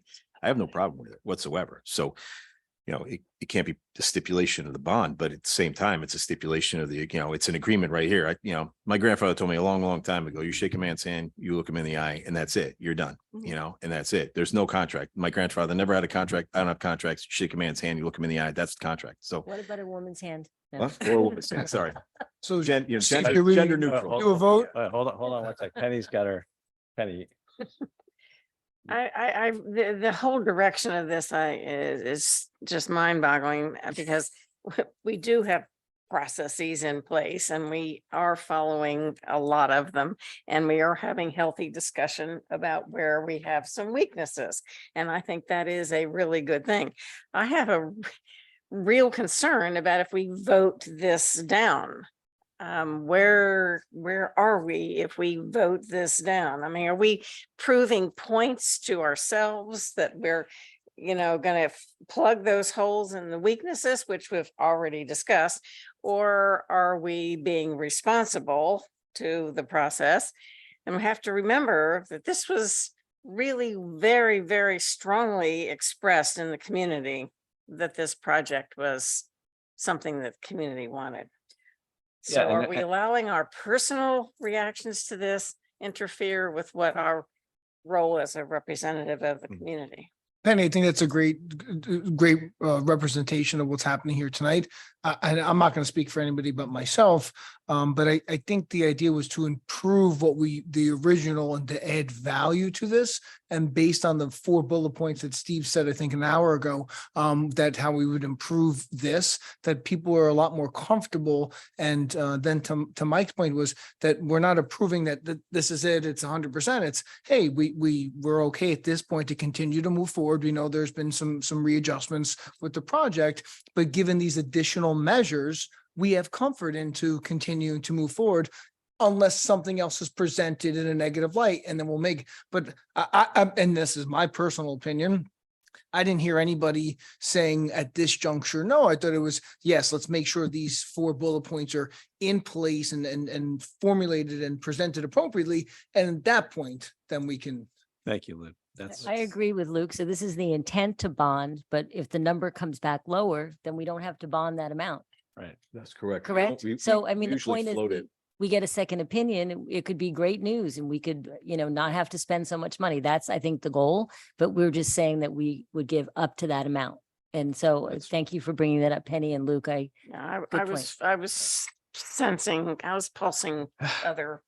So, and Sorry, Steve, listen, can I go ahead, Rob. There's been a lot of media about this, but we haven't received one single letter to town council distribution. Not a one. Not one. I can tell you that the Saying people that walk in the building, to the contractor and to the architects, each one walks in and says, when is it opening? Not one has said, why is it costing so much money? To be Hence my honest with you. So- comment about I don't think they representing know. the public. Well, so I, from what I hear on the street, people want this movie theater. They still want it. They're anxious to get the doors open. We talked about the last time when we approved the MOU, the last time we talked about I still have my notes here, the promise of first run movies showing again, the exciting economic boost to the downtown. Other surrounding theaters have nice seats and beverages. We're going to have better than that. We're going to have locally sourced food. We're going to have a great environment. I mean, this theater is going to be one of the things that people are going to come to our town to do, and those in town are going to enjoy it as well. So I support it. Even, I said it a million times. I'm not happy about an overrun. Never have been, never will be. But this is such an important part of New Canaan. That marquee on Elm Street, it's photographed a million times. It's who we are. It's in our DNA. We have to get this done. I completely believe in this project. I really do. So I will be voting for it. So I think it's time to vote. Yeah. So, Mhm. all right. With that, we read the bond authorization. We had a motion, we had a second. Mark made the motion, Mike seconded it. We have our stipulations. Everybody's clear on what we're doing here. So it's time to put your hands up or down. So all those in favor of, raise your hand. That is everybody here. Maria, are you up or down? Down. You're down. Okay. So that is 10-1. Do we need to, do you need a roll for that? One at a time? Okay, let's start. Penny, or We'll go left to This right. time I'm going to read it from here. Okay. Cross Hillary off to start with, all right, Wade? Okay, Robin Bates Mason. Robin, up or down? Robin, up or down, yes or no? Okay. Rita, Yes. Tom, Yes. Mark, yes. Carl, Yes. Luke, Yes. Mike Morrow, Yes. Maria Naughton is a no. Right? No, correct. Kimberly, Yes. Hillary is Abstain, abstain, yeah. and Christina, Yes. Kenny, yes. Motion passes. All right, Thank you. thank you. Can I go to the next one? Yes, go to the next one, Mark, please. This will, It's very hard to. Well, maybe Mike should do this one. Mike, We doing here. We got money, lots of money. It's me, I'll give it to you. yeah, Mike, you should do this one. It's item number I. Okay, motion to approve the resolution authorizing an appropriation of $27,500,000 for the police station 2023 project and the financing of said appropriation by the issuance of general obligation bonds of the town and notes in anticipation of such bonds in an amount to exceed $27,500,000. Second. Mark. Discussion. Christina. Are we making the same mistake without bidding a project out, approving an amount, and without seeing the drawings or a presentation? This shouldn't happen. Steve, Hillary. if memory serves, we did see, it did get bid out, I thought, to 3 different firms, and we selected one and we saw plans. We did Yeah, at this meeting. yeah. It was on my birthday, the first one. I remember that. It was my first meeting on town council. There was quite an extensive process. It was a different amount. It was at that time, I believe, estimated to be 16 to 18 million dollars. That was original. That was Originally. an original estimate. That was not a bidded out project. So But so there's a building committee. Mhm. Mike sits on it. Amy Murphy Carroll sits on it. We have a construction manager, a project manager, I should say. It's a guaranteed maximum price. We're working through that guaranteed maximum price right now. We had an estimate from our architect, Brian Humes. We had an estimate from Slam, who's our project manager. And we had an estimate from the construction manager that was hired, which is Turner. So the building committee we went out for an RFP, received several proposals back, interviewed 3. And then from there, chose the best construction manager, then opened up their fee structure and then looked at the bidding. Turner wound up being the lowest fee structure, wound up being the best one that we could hire. They were fantastic. We're getting some of the project team that we got from the library and some new, but according to the project manager at the library, the person that we're getting is better than her and she's fantastic, Jillian Zinzer. So I can only imagine what we're going to get. So then at that point, we opened up the fees. They were the lowest on their fees, and then opened up their bid, and they were pretty much right where we were. And they were saying that they probably have it even, they'd have on budget and under time. So now we went through, and again, they're balancing out the three between the architect, Slam, and Turner, all with the goal of being at that $27.5 million number, right? So that's the number. That's not, in my opinion, it's non-negotiable. So we're working towards that. Yes, we're at 40% design. One of the things that we have is, we've got to start to bring Turner on board full, and then start to procure some of the materials, because a lot are long lead times. When we met with the three construction managers, each one said, there could be procurement problems, and each one of them said, you need to look at starting to buy things now, right? So that's one of the things that we've got, is that we have enough money right now for Brian Humes and for a little bit of ancillary money that we're doing for, say, moving into the 39 Locust and things like that, the design for that. We have some money for that all on the design side. We don't have any money on the construction side for procurement. That's one of the things that we need. I don't think that there's any doubt that we should be using Slam. I don't think there's any doubt that we should be using Turner. And I think that they're all dialed in. And that $27.5 million number, they know that that's the number. And while we're at 40% design drawings, we're going to build towards that number or less, So Turner will be coming in to make sure that the price doesn't go above that. And They're going to give us, they're going to give us a guaranteed maximum price. That's the price, that's the guaranteed maximum price at that point in time. That's the reason why you hire the construction manager.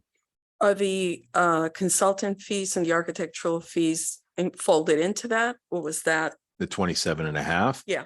The construction manager is built into that. We have monies set aside for Slam and for Brian Humes in a previous. And what's the appropriation. contingency? The contingency is built in. Right now, we have contingencies, since we're at the 40% design drawing, we have contingencies on each level. Okay, as far as where we are. So we have contingencies on the design, we have contingencies on demo, we have a contingency all the way through. And that the point is, as we narrow down and the plans get full, 60, 90, as they get closer, those contingencies narrow down to a final number. So, and then in the end, what winds up happening is Turner carries a contingency on their guaranteed maximum price. And then if there's any cost savings associated with it, Turner finds a better way, the town sees that cost savings come back in again. That's the whole nature of the guaranteed maximum price. And sometimes you share in that cost savings, that value engineering. In this situation, our contract with Turner is that now we'll see the savings. They won't actually benefit from, there won't be a 50-50 cost sharing on it. So you're not going to come back and say, we omitted the contingency. It's already included in the 27. It's already included, right? I mean, It's it a does sound, it seems like to me, we're actually doing what we would have suggested in hindsight for the movie theater project we're doing for this project, which we did for Saks and we did for the other ones. I mean, it was bid out. We have a construction manager. It's been a fairly transparent process, partially because we have a housing committee. we have a building committee. So to me, it seems like this is precisely how we want these things to go. So this is so delayed. I just want to get this moving and let's move this along and this evening along. Right. So I'm not plugging Turner other than the fact that Mark and I have been working with Turner for a couple of years on the library. And I got to tell you, they are the most buttoned up firm that you could ever ask for. I mean, I had no prior experience with Turner, but it is amazing how Remarkable. they are an amazing, amazing company. So I have every expectation that they're going to run a really tight job. And, we're approving up to this number. If it comes in less, great. But I'm assuming, and, we have Mike here all the time, but I'm assuming we'll hear from the building committee on a regular basis and get reports like we do in the past. And, we'll get up to date as soon as they, break ground. We'll start to ask, okay, well, let's go. Let's are we on time? Are we on budget? Right. We were looking at, since we were at the 40% design drawing, we were looking at Either in May or June, coming to both the Board of Finance and the Town Council with another update. The 40% is a little light. We wanted to be a little bit further along on the design to be able to then show you a little bit more of what's going on at that point. But that was a suggestion. At the exact same time that the Board of Finance approved the appropriation was asking for either, hey, come May, come June, we'd like to see it. So I've already spoken to Joe, my project engineer, and he's spoken to Slam and Turner, and they'll develop something for either the May or June timeframe based upon where they feel that they are, and that would give the best kind of return on where we are as far as status. Right. Yeah, Bill Walber will, and any one of the, building committee members and our third party people will come in at any time to talk. I've made a suggestion that they come in at some point, and they came right in. They said, yeah, absolutely, because I give them the temperature of the town council, at least as I see it. And anytime we need information, they will appear. We meet, we're meeting more frequently now on Thursday mornings at 8 a.m. People Zoom in or go in person. Fully transparent, above board. With fantastic building committee members. Amy Murphy Carroll's been fantastic. Penny Ration's been fantastic. I mean, everyone drills in and asks the right questions. So I have great confidence in how that project's been handled by everybody who's on that committee, simply by attending them. So. And Mike, anytime. anyone can listen in, right? Oh, yeah, they're There's no- public. The other We thing, post our agendas. I'm agreeing. I agree with Hillary and Mike, because number one, we are doing it. I think we are doing it the right way. We have the committee that's in place. We have a representative from town council. We can get an update if we want, and we can, if you really are curious, you can sit in. Yeah. So I actually think this is, it's going the way it should be. And I have full faith in you, Mike, to. I do. Well, now you're on the No, I spot. think you're gonna be fantastic. So I think this is, I think Christina, I think it's an excellent question, but I Yeah. do think that this is one of those examples where everything does seem to be. But we wouldn't have known about it had the question not been raised. And I just hope that you can come to every meeting and just give an update rather than have it hear it from a third party. That's fine. It's up On to the record. It's up to the Yeah. chairman.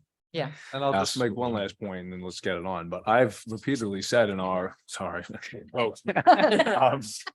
I've said repeatedly at our building committee meetings, I'm like, guys, when you come forward with this number, be mindful. You have very sharp people that are very skeptical, and you better be careful about that number that comes forward. And as Steve said, it's buttoned up. I mean, it really is. All right, so we have a motion. We have a second. Yep, we already did. You second. I think somebody. Oh, we did. did. Yeah, we did. yeah, I Yeah, second. Mark seconded. So all in favor? That's unanimous. Thank you. Thank you. Excellent. Thanks, Tiger. Thank you. All right, item J. Christina, you want to do this one, DPW? It's item J, Jay? yes. Motion to approve resolution authorizing an appropriation of $4,331,935 for the Department of Public Works Administration and Engineering of a 2023 project and the financing of said appropriation by the issuance of a general obligation bond of the town and notes in anticipation of such bonds in an amount not to exceed $4,331,935. Second. Hillary. Color, Kim. Sure.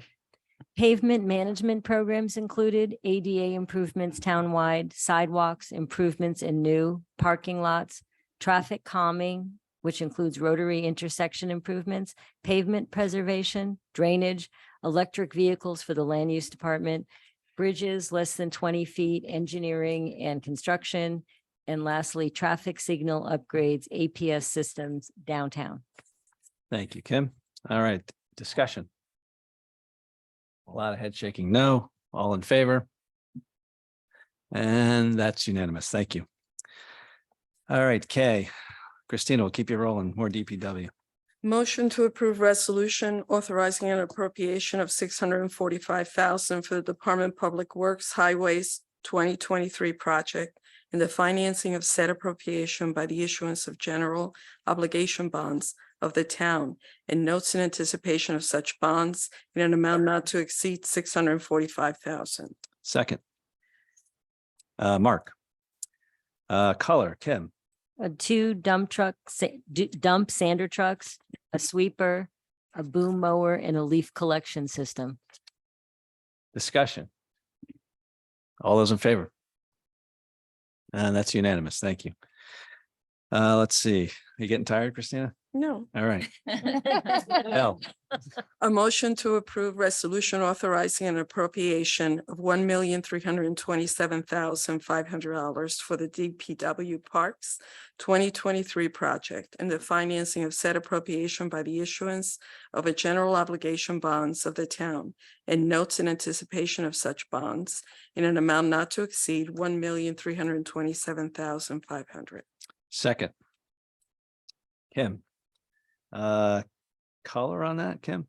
Yeah, okay. Field improvements, irrigation upgrades, exterior wall reconstruction, fence backstop replacement, Bristow Bird Sanctuary, Mead Park Pickleball Plaza, Mead Park Walkway, Waveney Park Conservancy, vehicle with accessories, sidewalk plow, and a skid steer loader. Discussion. All in favor? And that's unanimous. All right, let's see. Luke, let's get you involved in this one. Item number M. You want to read it? Okay, 1 second. Right here. Oh, wait, sorry. Get it together. Yeah, I got it. Is that the letter? Motion to approve. A motion to approve resolution authorizing an appropriation of $4 million for the Dunning Stadium 2023 project and the financing of said appropriations by the issuance of general obligations bonds of the town and notes anticipation of such bonds in an amount not to exceed $2 million. Second. Rita. Discussion. What did I just pull up? Not clear. Why is It's it not two okay, numbers? So, okay, here, I'll give you a refresher here. Okay, so we have to authorize the bonds. This job is a $4 million job. The town is in for 2 million and the Athletic Foundation is in for 2 million. So that's the why it reads like that. But why can we Well, specify it? Ann, you might, Ann, you want to take that one? I think I know the answer, but I don't want to be wrong. Funding. Is I assume it's for cash flow reasons and because they're donations. To actually do the project, they need Yeah. the full authorization. Right. Yeah. So what we would do is the authorization will go out as 4. When we set that project up right now, we'll only set it for 2. Because that's all we're bonding for. Once the donation comes in from the other side, then we set the other 2 million in as a budget item. So that gives that capacity, but we need the full authorization, the full project authorization for them to be able to undertake. In accounting issues, how do you keep it from not assuming, say somebody else is managing it, that it's going to be 6 million since 2 million came back in? I'm not understanding the question. Where do you document that 2 million will reduce our exposure? Oh, it goes, when we receive it into our books, we're gonna get that cash into our books. We receive it in and we book it through our books through that project code. So if we pick project code 123 as that project, everything related to it gets coded there, including the donation. Okay, so the back amendment, then it's out the window with this, because we're supposed to receive the money before we approve. Well, the so project. to be clear, we will receive the money before the project is, we have to. I mean, that's part of the, Okay, yeah. We have to get that money before we can spend it, because the Okay. budget won't be there because the revenue's not there. We okay, can only bond up for 2 million, but to be able to do the full project, you need Got the it. authorization. okay, Yeah, selectmen can't authorize the contract right, without monthly. Right. That which was made the project whole. okay, Yeah. thank you, okay, thanks. Can I, Mark. Another question. Yeah. since Mike's here, waiting patiently. We're getting to you, Mike. I know we are. I mean, I guess the theme of tonight is around transparency, getting updates regularly. I think, that should apply for this Yeah. project since it's in multiple stages and So, I talked to Mike about not having we don't need the presentation all over again, but Mike, if you can just come up to the mic really quick. And obviously, we're so thankful about this $2 million, but the question is, at the end of the $4 million spend, the town of New Canaan can expect to have this, and this finished. That's all. That's really the question. There's no other question other than what is finished after the 4 million? And we understand it's a phased project, but where are we after 4 million?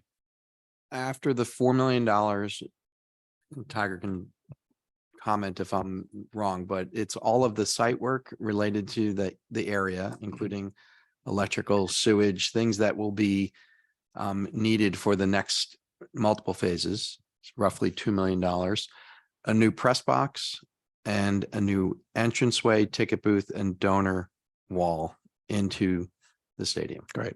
And the handicap bathrooms, right? No. Two accessible bathrooms. Thanks. There'll be two accessible bathrooms in the press box. And then subsequent years, we'll be adding home bathrooms, visitor bathrooms. At that point, all ADA accessible, or, the proper count. The existing bathrooms will remain that are in the concession stand at present, but we'll be adding, like I said, two ADA bathrooms inside the press box for the coaches and anyone that would necessarily need it, since the press box will be accessible Okay. from the public. But the extra bathrooms, not the press box bathrooms, are not included in the 4 million. Not at Right. No, Yeah, that's they're, correct. they're in a future phase. Yeah, They're- that's they're in correct, right. phase 3. And they're actually there's multiple, they're different buildings. Yes. And they're, yes. I just that- want to make sure that that's clear. I Right. And that's, think Tom I was- just wanted that cleared tonight so that nobody expects more than we're at 4 million. This is what we're going to get. And that's it. If we talk about more, which we will, that's down the road. But tonight, that's what we're talking about. I just have a Steve, quick just a question. quick question. hold on. Are you allowing, Christina, go ahead. are you allowing for the prep work for the future bathrooms at this point, since you're going to be redoing the turnaround in the roads? Well, actually, yeah, to Mike, what Mike mentioned was, since we're building the press box, which is interior to the facility, right? And then we're working the press box has its own waste lines and water lines and Yeah. what have you. That comes out past where the new home bathrooms would be and the new concession stand. So in essence, we've got to build that stuff as well, because if not, I'm going to sever everything Right. again when I try to put that in. Right. So we try to build that and then carry everything out past the fence line and then wait. And then subsequent year, if we go with the next phasing, put in the bathroom, subsequent year, put in the concession stand. Okay, things so like you're not going to be redoing anything you've done now? Trying not to. No. Okay. There'll be a little bit of disruption. Yeah, obviously there's, a Right. little bit of work, but we're trying to minimize that on the, because we're going to a phase construction. We're trying to minimize that extra disturbance. Okay. For lack of a better way to describe it. Okay, as long as it's accounted for in the price. Yeah, Okay, that's part of that, our side of the $2 million. okay. That's a great question, Christina. Thank you. And, I just have a Kim. question. The bathrooms are accessible in the press box. Is the stadium accessible by ADA? Yes. And not only is it accessible, I think as part of the press box reconstruction, they're actually setting it back a bit. And in front of the press box, they'll be at the 50-yard line of the stadium, ADA accessible. There'll be seating. seating within the stadium structure itself. There'll be accessible seating right at the 50-yard line. And then we have at the rail line seating at probably like the 25-yard line and the 25-yard line on the home and visitor side. Accessible seating as well with companion seating. So it's accessible seating with a companion. So as of right now, we only have really accessible seating along the rail line, but it's not necessarily well defined. And we have it at the ground level. This will provide 50-yard line, better definition at the 25 and 25. And then we still have down below. And then the stadium itself, will be accessible. It is accessible now, but when we get through with the traffic improvements, the best of the circulation is what we deemed it. That will then tie in the gym, Dunning, tennis courts, track, water tower, turf, everything in one shot. So they'll all be a continuous, whereas right now we have some issues here and there where a curb ramp might be the wrong grade, things of that nature. Those will all be addressed at that point in time. Okay, thank you. You're welcome. Hillary's first. No, I think Tom was first, Tom. weren't you? Go ahead. Yeah, go ahead.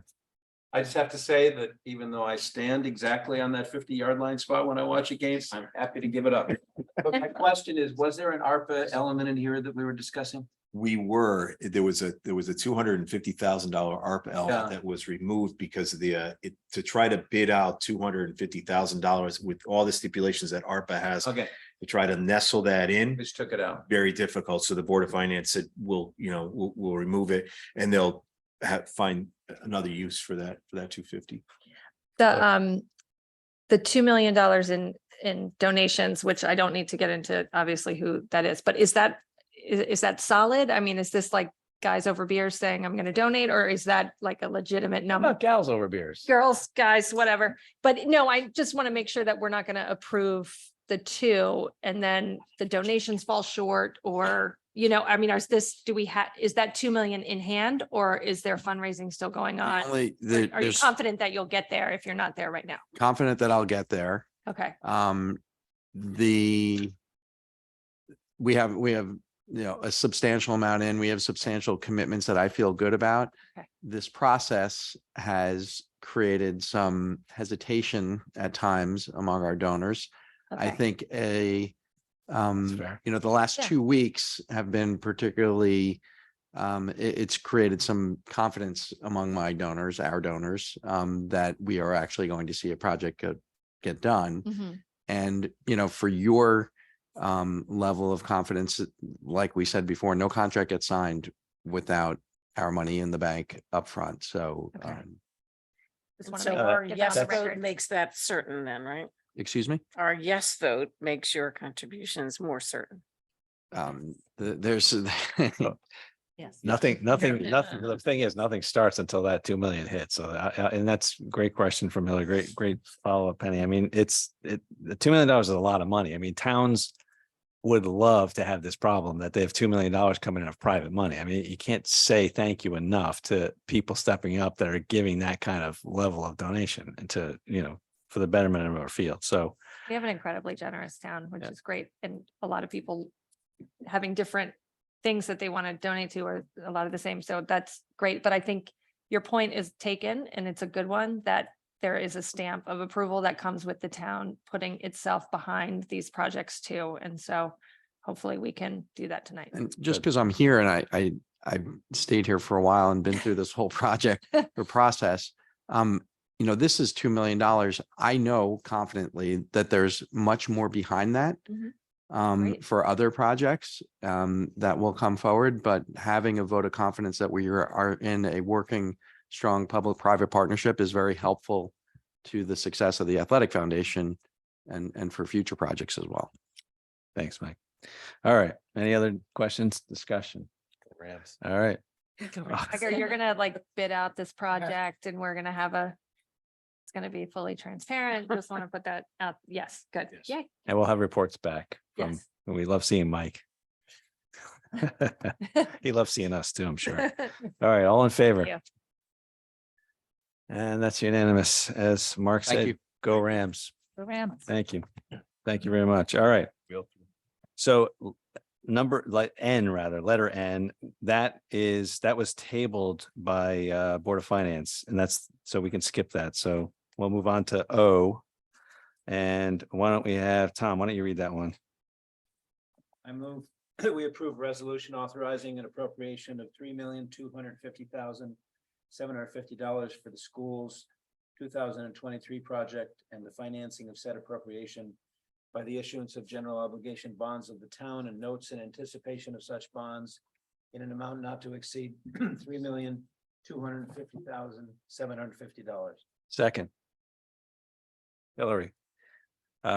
Discussion. Oh, sorry, Kim Color. This is a big one. This has a lot of items, Yeah. so everyone, Buckle up. thanks for your patience.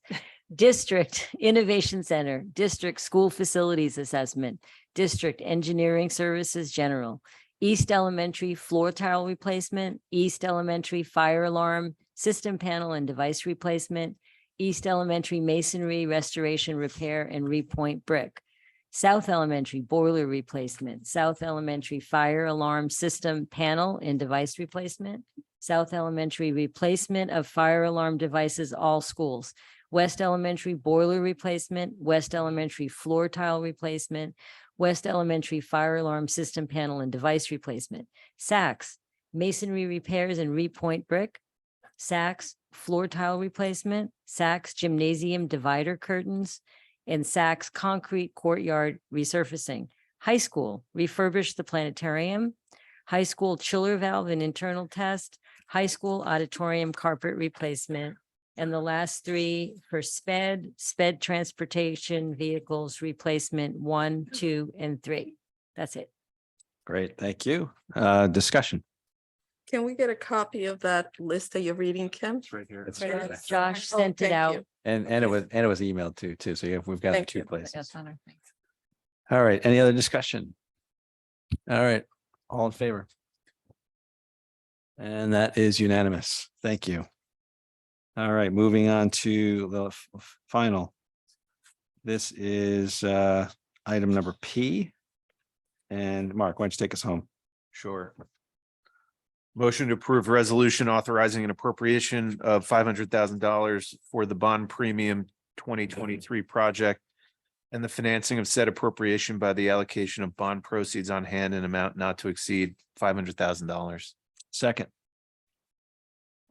Hillary. And Kim, you got color on that? Yes, I just have a question for Ann and Josh. Is the information technology out of this one? Because I had an old copy that has cybersecurity mitigation, but it's not on the updated copy. So there's Q on the tablets. Oh, yeah. But there isn't Q on the, right, on the Was that on the this? agenda. Pulling it out, yep. It's really, Okay, so P is Q. it's Yeah. Got it. Yep. So PSQ. Okay, yeah, I just have bond premium usage info technology 40,000. I don't know if that's included or not because it's not in the list that I just got. So should I leave that out? The language doesn't match up with what Yeah. we're approving. Yeah, hold on. Josh is digging. It is on our tablets. You're fine. Go ahead. Oh, it is on tablets? It's on our It is. tablets. So use the Which- update. Okay. Which version? Tablet? Yeah, no, it's not, I'm working from a copy that I got from the Board of Finance that included cybersecurity mitigation for 40,000. On the new one that I got, it's not, It's so I'll not just for- read that. not this. Okay. Yeah. Sorry, everyone. Is there another $500,000 item? No, it's No. Q. The bond premium usage. Right. Yeah, so I've got information technology, includes cybersecurity mitigation, health department, our vehicles. Fire is tri-band radio edition, personal protective equipment, equipment tools, water supply improvement, building improvement on a training meeting room, building improvement on an alarm room, and water rescue. That also includes public works, administration and engineering, guide rails, cameras and security measures, signage and striping, energy savings initiative master plan, electric vehicle charging stations. And then the category public works, parks, infrastructure is the disc golf course, water fountains, Dunning Stadium, Waveney Trail reconstruction, Mead Park snack bar appliances, tennis hut replacement, and under public works, sidewalk sander. And that's it. So. Yeah, so Q. It's Yes, but it's missing something. The last page. Those rooms that. All that shown on the last page of the agenda, the approved list that doesn't. Okay, terrific. Thank you, Josh. 540,000 or? no, it's 500 even. Yeah, and that's Okay. not on the copy that wasn't you on sent the out, list. but it is included. Yes. That's okay. Okay, great. Thank you. All right. Everybody have that in front of them? This tricky. It is tricky, but we're getting through it. So any discussion? No. All right, all those in favor? And that's unanimous. Thank you very much. And Kim, thank you for the color. That's very important. And hopefully Thank the you. public will appreciate that. Thanks for letting me do it. You've got a new job. Reader. Color. Very clear, very easy. All right, so here we go. Last thing on the agenda. We have our committee reports. So we'll go through these quick. Because we've all been pretty busy. I don't know. Bylaws and ordinance. Right out of the gate. Bylaws and ordinances. What are you guys up to next? I think we're You're good. next. What's next? So I know we We're have. taking the- a vacation. No, well, so I know, you've got a I'm kidding. couple on your agenda. I know. Actually, there's the kidding. historical district proposal to tighten up the demolition rules. Yep. Yeah. But that's gotta go No, through it's- planning and zoning first, so we'll wait and see what Yeah. they want to do with it. And we actually are, and we're meeting about the audit committee and the language of that too. So we'll have to get that Okay. on the Oh, on the right, agenda yes. now that Yeah. we're. The Historic Review Committee has to be reviewed by planning and zoning first. Well, their proposal was quite complex, and much of it involved things that are not in our jurisdiction. Okay. We could act on the dollar amount, the dollar threshold for demolition delay, Mhm. but No, there were I would other, rather wait until we flesh out what planning and zoning wants to do with the overall package, and then we can act on our piece of it. And fair enough, because a you're recommendation. giving it teeth that it doesn't have currently, Potentially. potentially, is what the proposal The is. proposal is that, yes. Is it under next agenda? no, what I'm saying is I think it's smart to wait and see what planning and zoning is gonna do, because the bulk of the proposal is solely within their jurisdiction. Just coordinate with PNC and just Yeah. make sure they know. Oh, yeah, Oh. I've already talked to Dan Redmond. Okay. Yeah. Ongoing. And then just to remind everybody, we're gonna have a special meeting on utilities. So that's coming up in probably 2 weeks. We can either Zoom it or actually have a meeting, depending on what else happens in the next couple of weeks. Yep. We may want to circle back. If we want to talk about our owner's rep, if we've gotten to that point. So maybe we can have a special meeting on that too. Or just include that. Sure. Um, Yep. So the Utilities Commission ordinance that we voted on tonight should be published over the next 2 2 weeks. weeks, yeah, And then we can have a special meeting with public comment and hopefully get that on the books. great. All right, education. Back, Tom, Rita, anything? Nothing tonight. Nothing tonight? There's a meeting on Monday, so we'll update for next time. Okay, good. Finance and government, Mark, Maria, anything? Nothing tonight. All right, health and human services. I will give some updates. I find it really very interesting, the number of programs that Health and Human Services have underway that actually improve the health and safety of our citizenry. For instance, given the active shooting events that have taken place across the country, it was nice to hear that the superintendent of schools is confident that we are covered to address any crises. We have a policeman in high school, one in Saks Junior High School, 3 that rotate to the elementary schools. So they're feeling that they are on top of anything that might happen here. There's a extensive program that's going to be taking place not only at Lapham, but through Schoolhouse, the Inn, Canaan Parish on Falls. It's called A Matter of Balance, because that's the #1 ER visits calls that everybody's receiving. And that we're getting tourniquet training with our departments that have heavy machinery, as well as our EMS. So there's a good deal that's going on for Health and Human Services. There's also a program in high school called A Heartbeat Way. 400 kids have signed up to have evaluations. So with EKGs, and which will identify some anomalies as well as establish baselines for the kids. So they're busy and active around all their health and safety issues. Great. Thank you, Penny.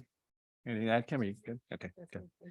All right, infrastructure and utilities. Anything, Christina? Well, I think we've You- talked enough. Good answer. All right. Land use rec conservation, Robin. Luke. Conservation Commission that Harbor Watch is doing river testing. Bristow update is they're now entering phase 4 of the project, and Bristow and the Conservation Commission is drafting an MOU with the Land Trust to become a private-public partner with Bristow. After the vandalism that occurred in Bristow, there are 2 cameras that are now operational in Bristow. So hopefully that doesn't happen here again. And then lastly, from the Conservation Commission, which is wetlands inlands, but it's Clean Your Mile is happening this week. 17th to the 23rd, there'll be a dumpster at the train station lot this weekend for people to drop off their trash. And I saw Phil Hogan and Erica, and I always say her name wrong. Twiddell. Thank you.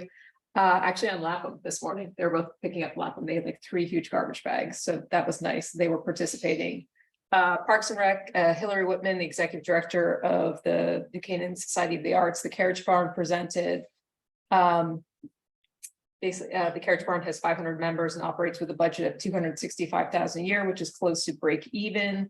They don't pay rent to the town of New Canaan, but they are responsible for maintaining operational costs and sharing capital costs. They are looking to have a Waveney Arts Festival in Waveney Park, September 30th, October 1st. But that's going to go on the May 10th agenda for the vote. And then they're also looking to have a sculpture exhibit, and it was a really short Parks and Rec meeting, and that's it. Thank you, Robin. All right, public safety, Rita, Mike? No report for me. We're safe. Yeah, safe. Buchanan Library, obviously, a lot going on over there at the site. They're doing selective demo on the 1979 portion and the back of the old building. And that project's moving along. Obviously, Turner's doing a great job. Everything so far has been on schedule, so we're lucky to have Turner. Mark, anything there? Are you good? Okay. All right. Just some housekeeping. I had a note here. When you work 170 hours in a couple of weeks, the guy back there. Thank you.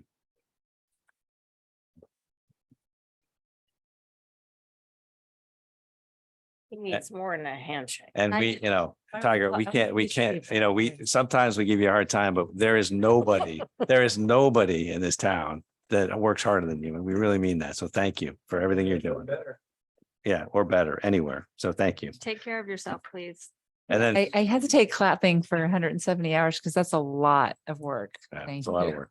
So just a plug for Gridiron. Tucker's not here tonight, but Tucker Murphy is being honored as the first female fall guy. And she's obviously a fall gal, but when you get into the echelon of what Gridiron is, if you actually know what Gridiron is a 6-decade-old tradition in New Canaan that selects one person a year that is special to this town and has contributed an amazing amount to this town. And I can't think of a more fitting person than Tucker. I mean, if you look at what she's done, it's just amazing. But it's a chance to attend a show and watch Tucker get roasted, which is going to be pretty funny. So if anybody hasn't bought tickets yet, it's Thursday and Friday night coming up. It's April 27th and 28th. So it's up at the Country Club. A lot of fun. If you've never been, it's a little confusing. The name Gridiron Club, it sounds like a football club. She's but gonna love that. But it's really fun. So if anybody it's a good, if you've never been, this is the year to go because it's going to be pretty funny. Yes, first woman ever is 60 years of this, so 61 years. So it's pretty amazing. So anyway, motion to adjourn. Hold on. Oh, sorry. What are we doing with this confidential marked document, the watermark document? Like, is this like really confidential or is this just throw out in the trash and anyone can grab it? Oh, Could we return these? I don't know. I printed it for you to have. I didn't get that. Oh, I'm yeah. the only one that got it. No, it was on. Get it. That's the way it Where was does this come presented. from? I never. That was originally or? Yeah, this was, Oh, this that- was in our tablets. Oh, way back in the day. Yeah. Yeah. Okay. Oh. Got it. Got it. So it's no longer Okay, confidential. no, it's no longer confidential. All Okay. right. So anything else? Anybody? No. All right, motion to adjourn. Mark, Rita seconds. Yeah. All in favor, unanimous. Yeah. Thank you very much. Yeah, you were on it. Oh, guys, anybody that wants to see these too? These are the color renderings that we're going to be displaying. So anybody interested?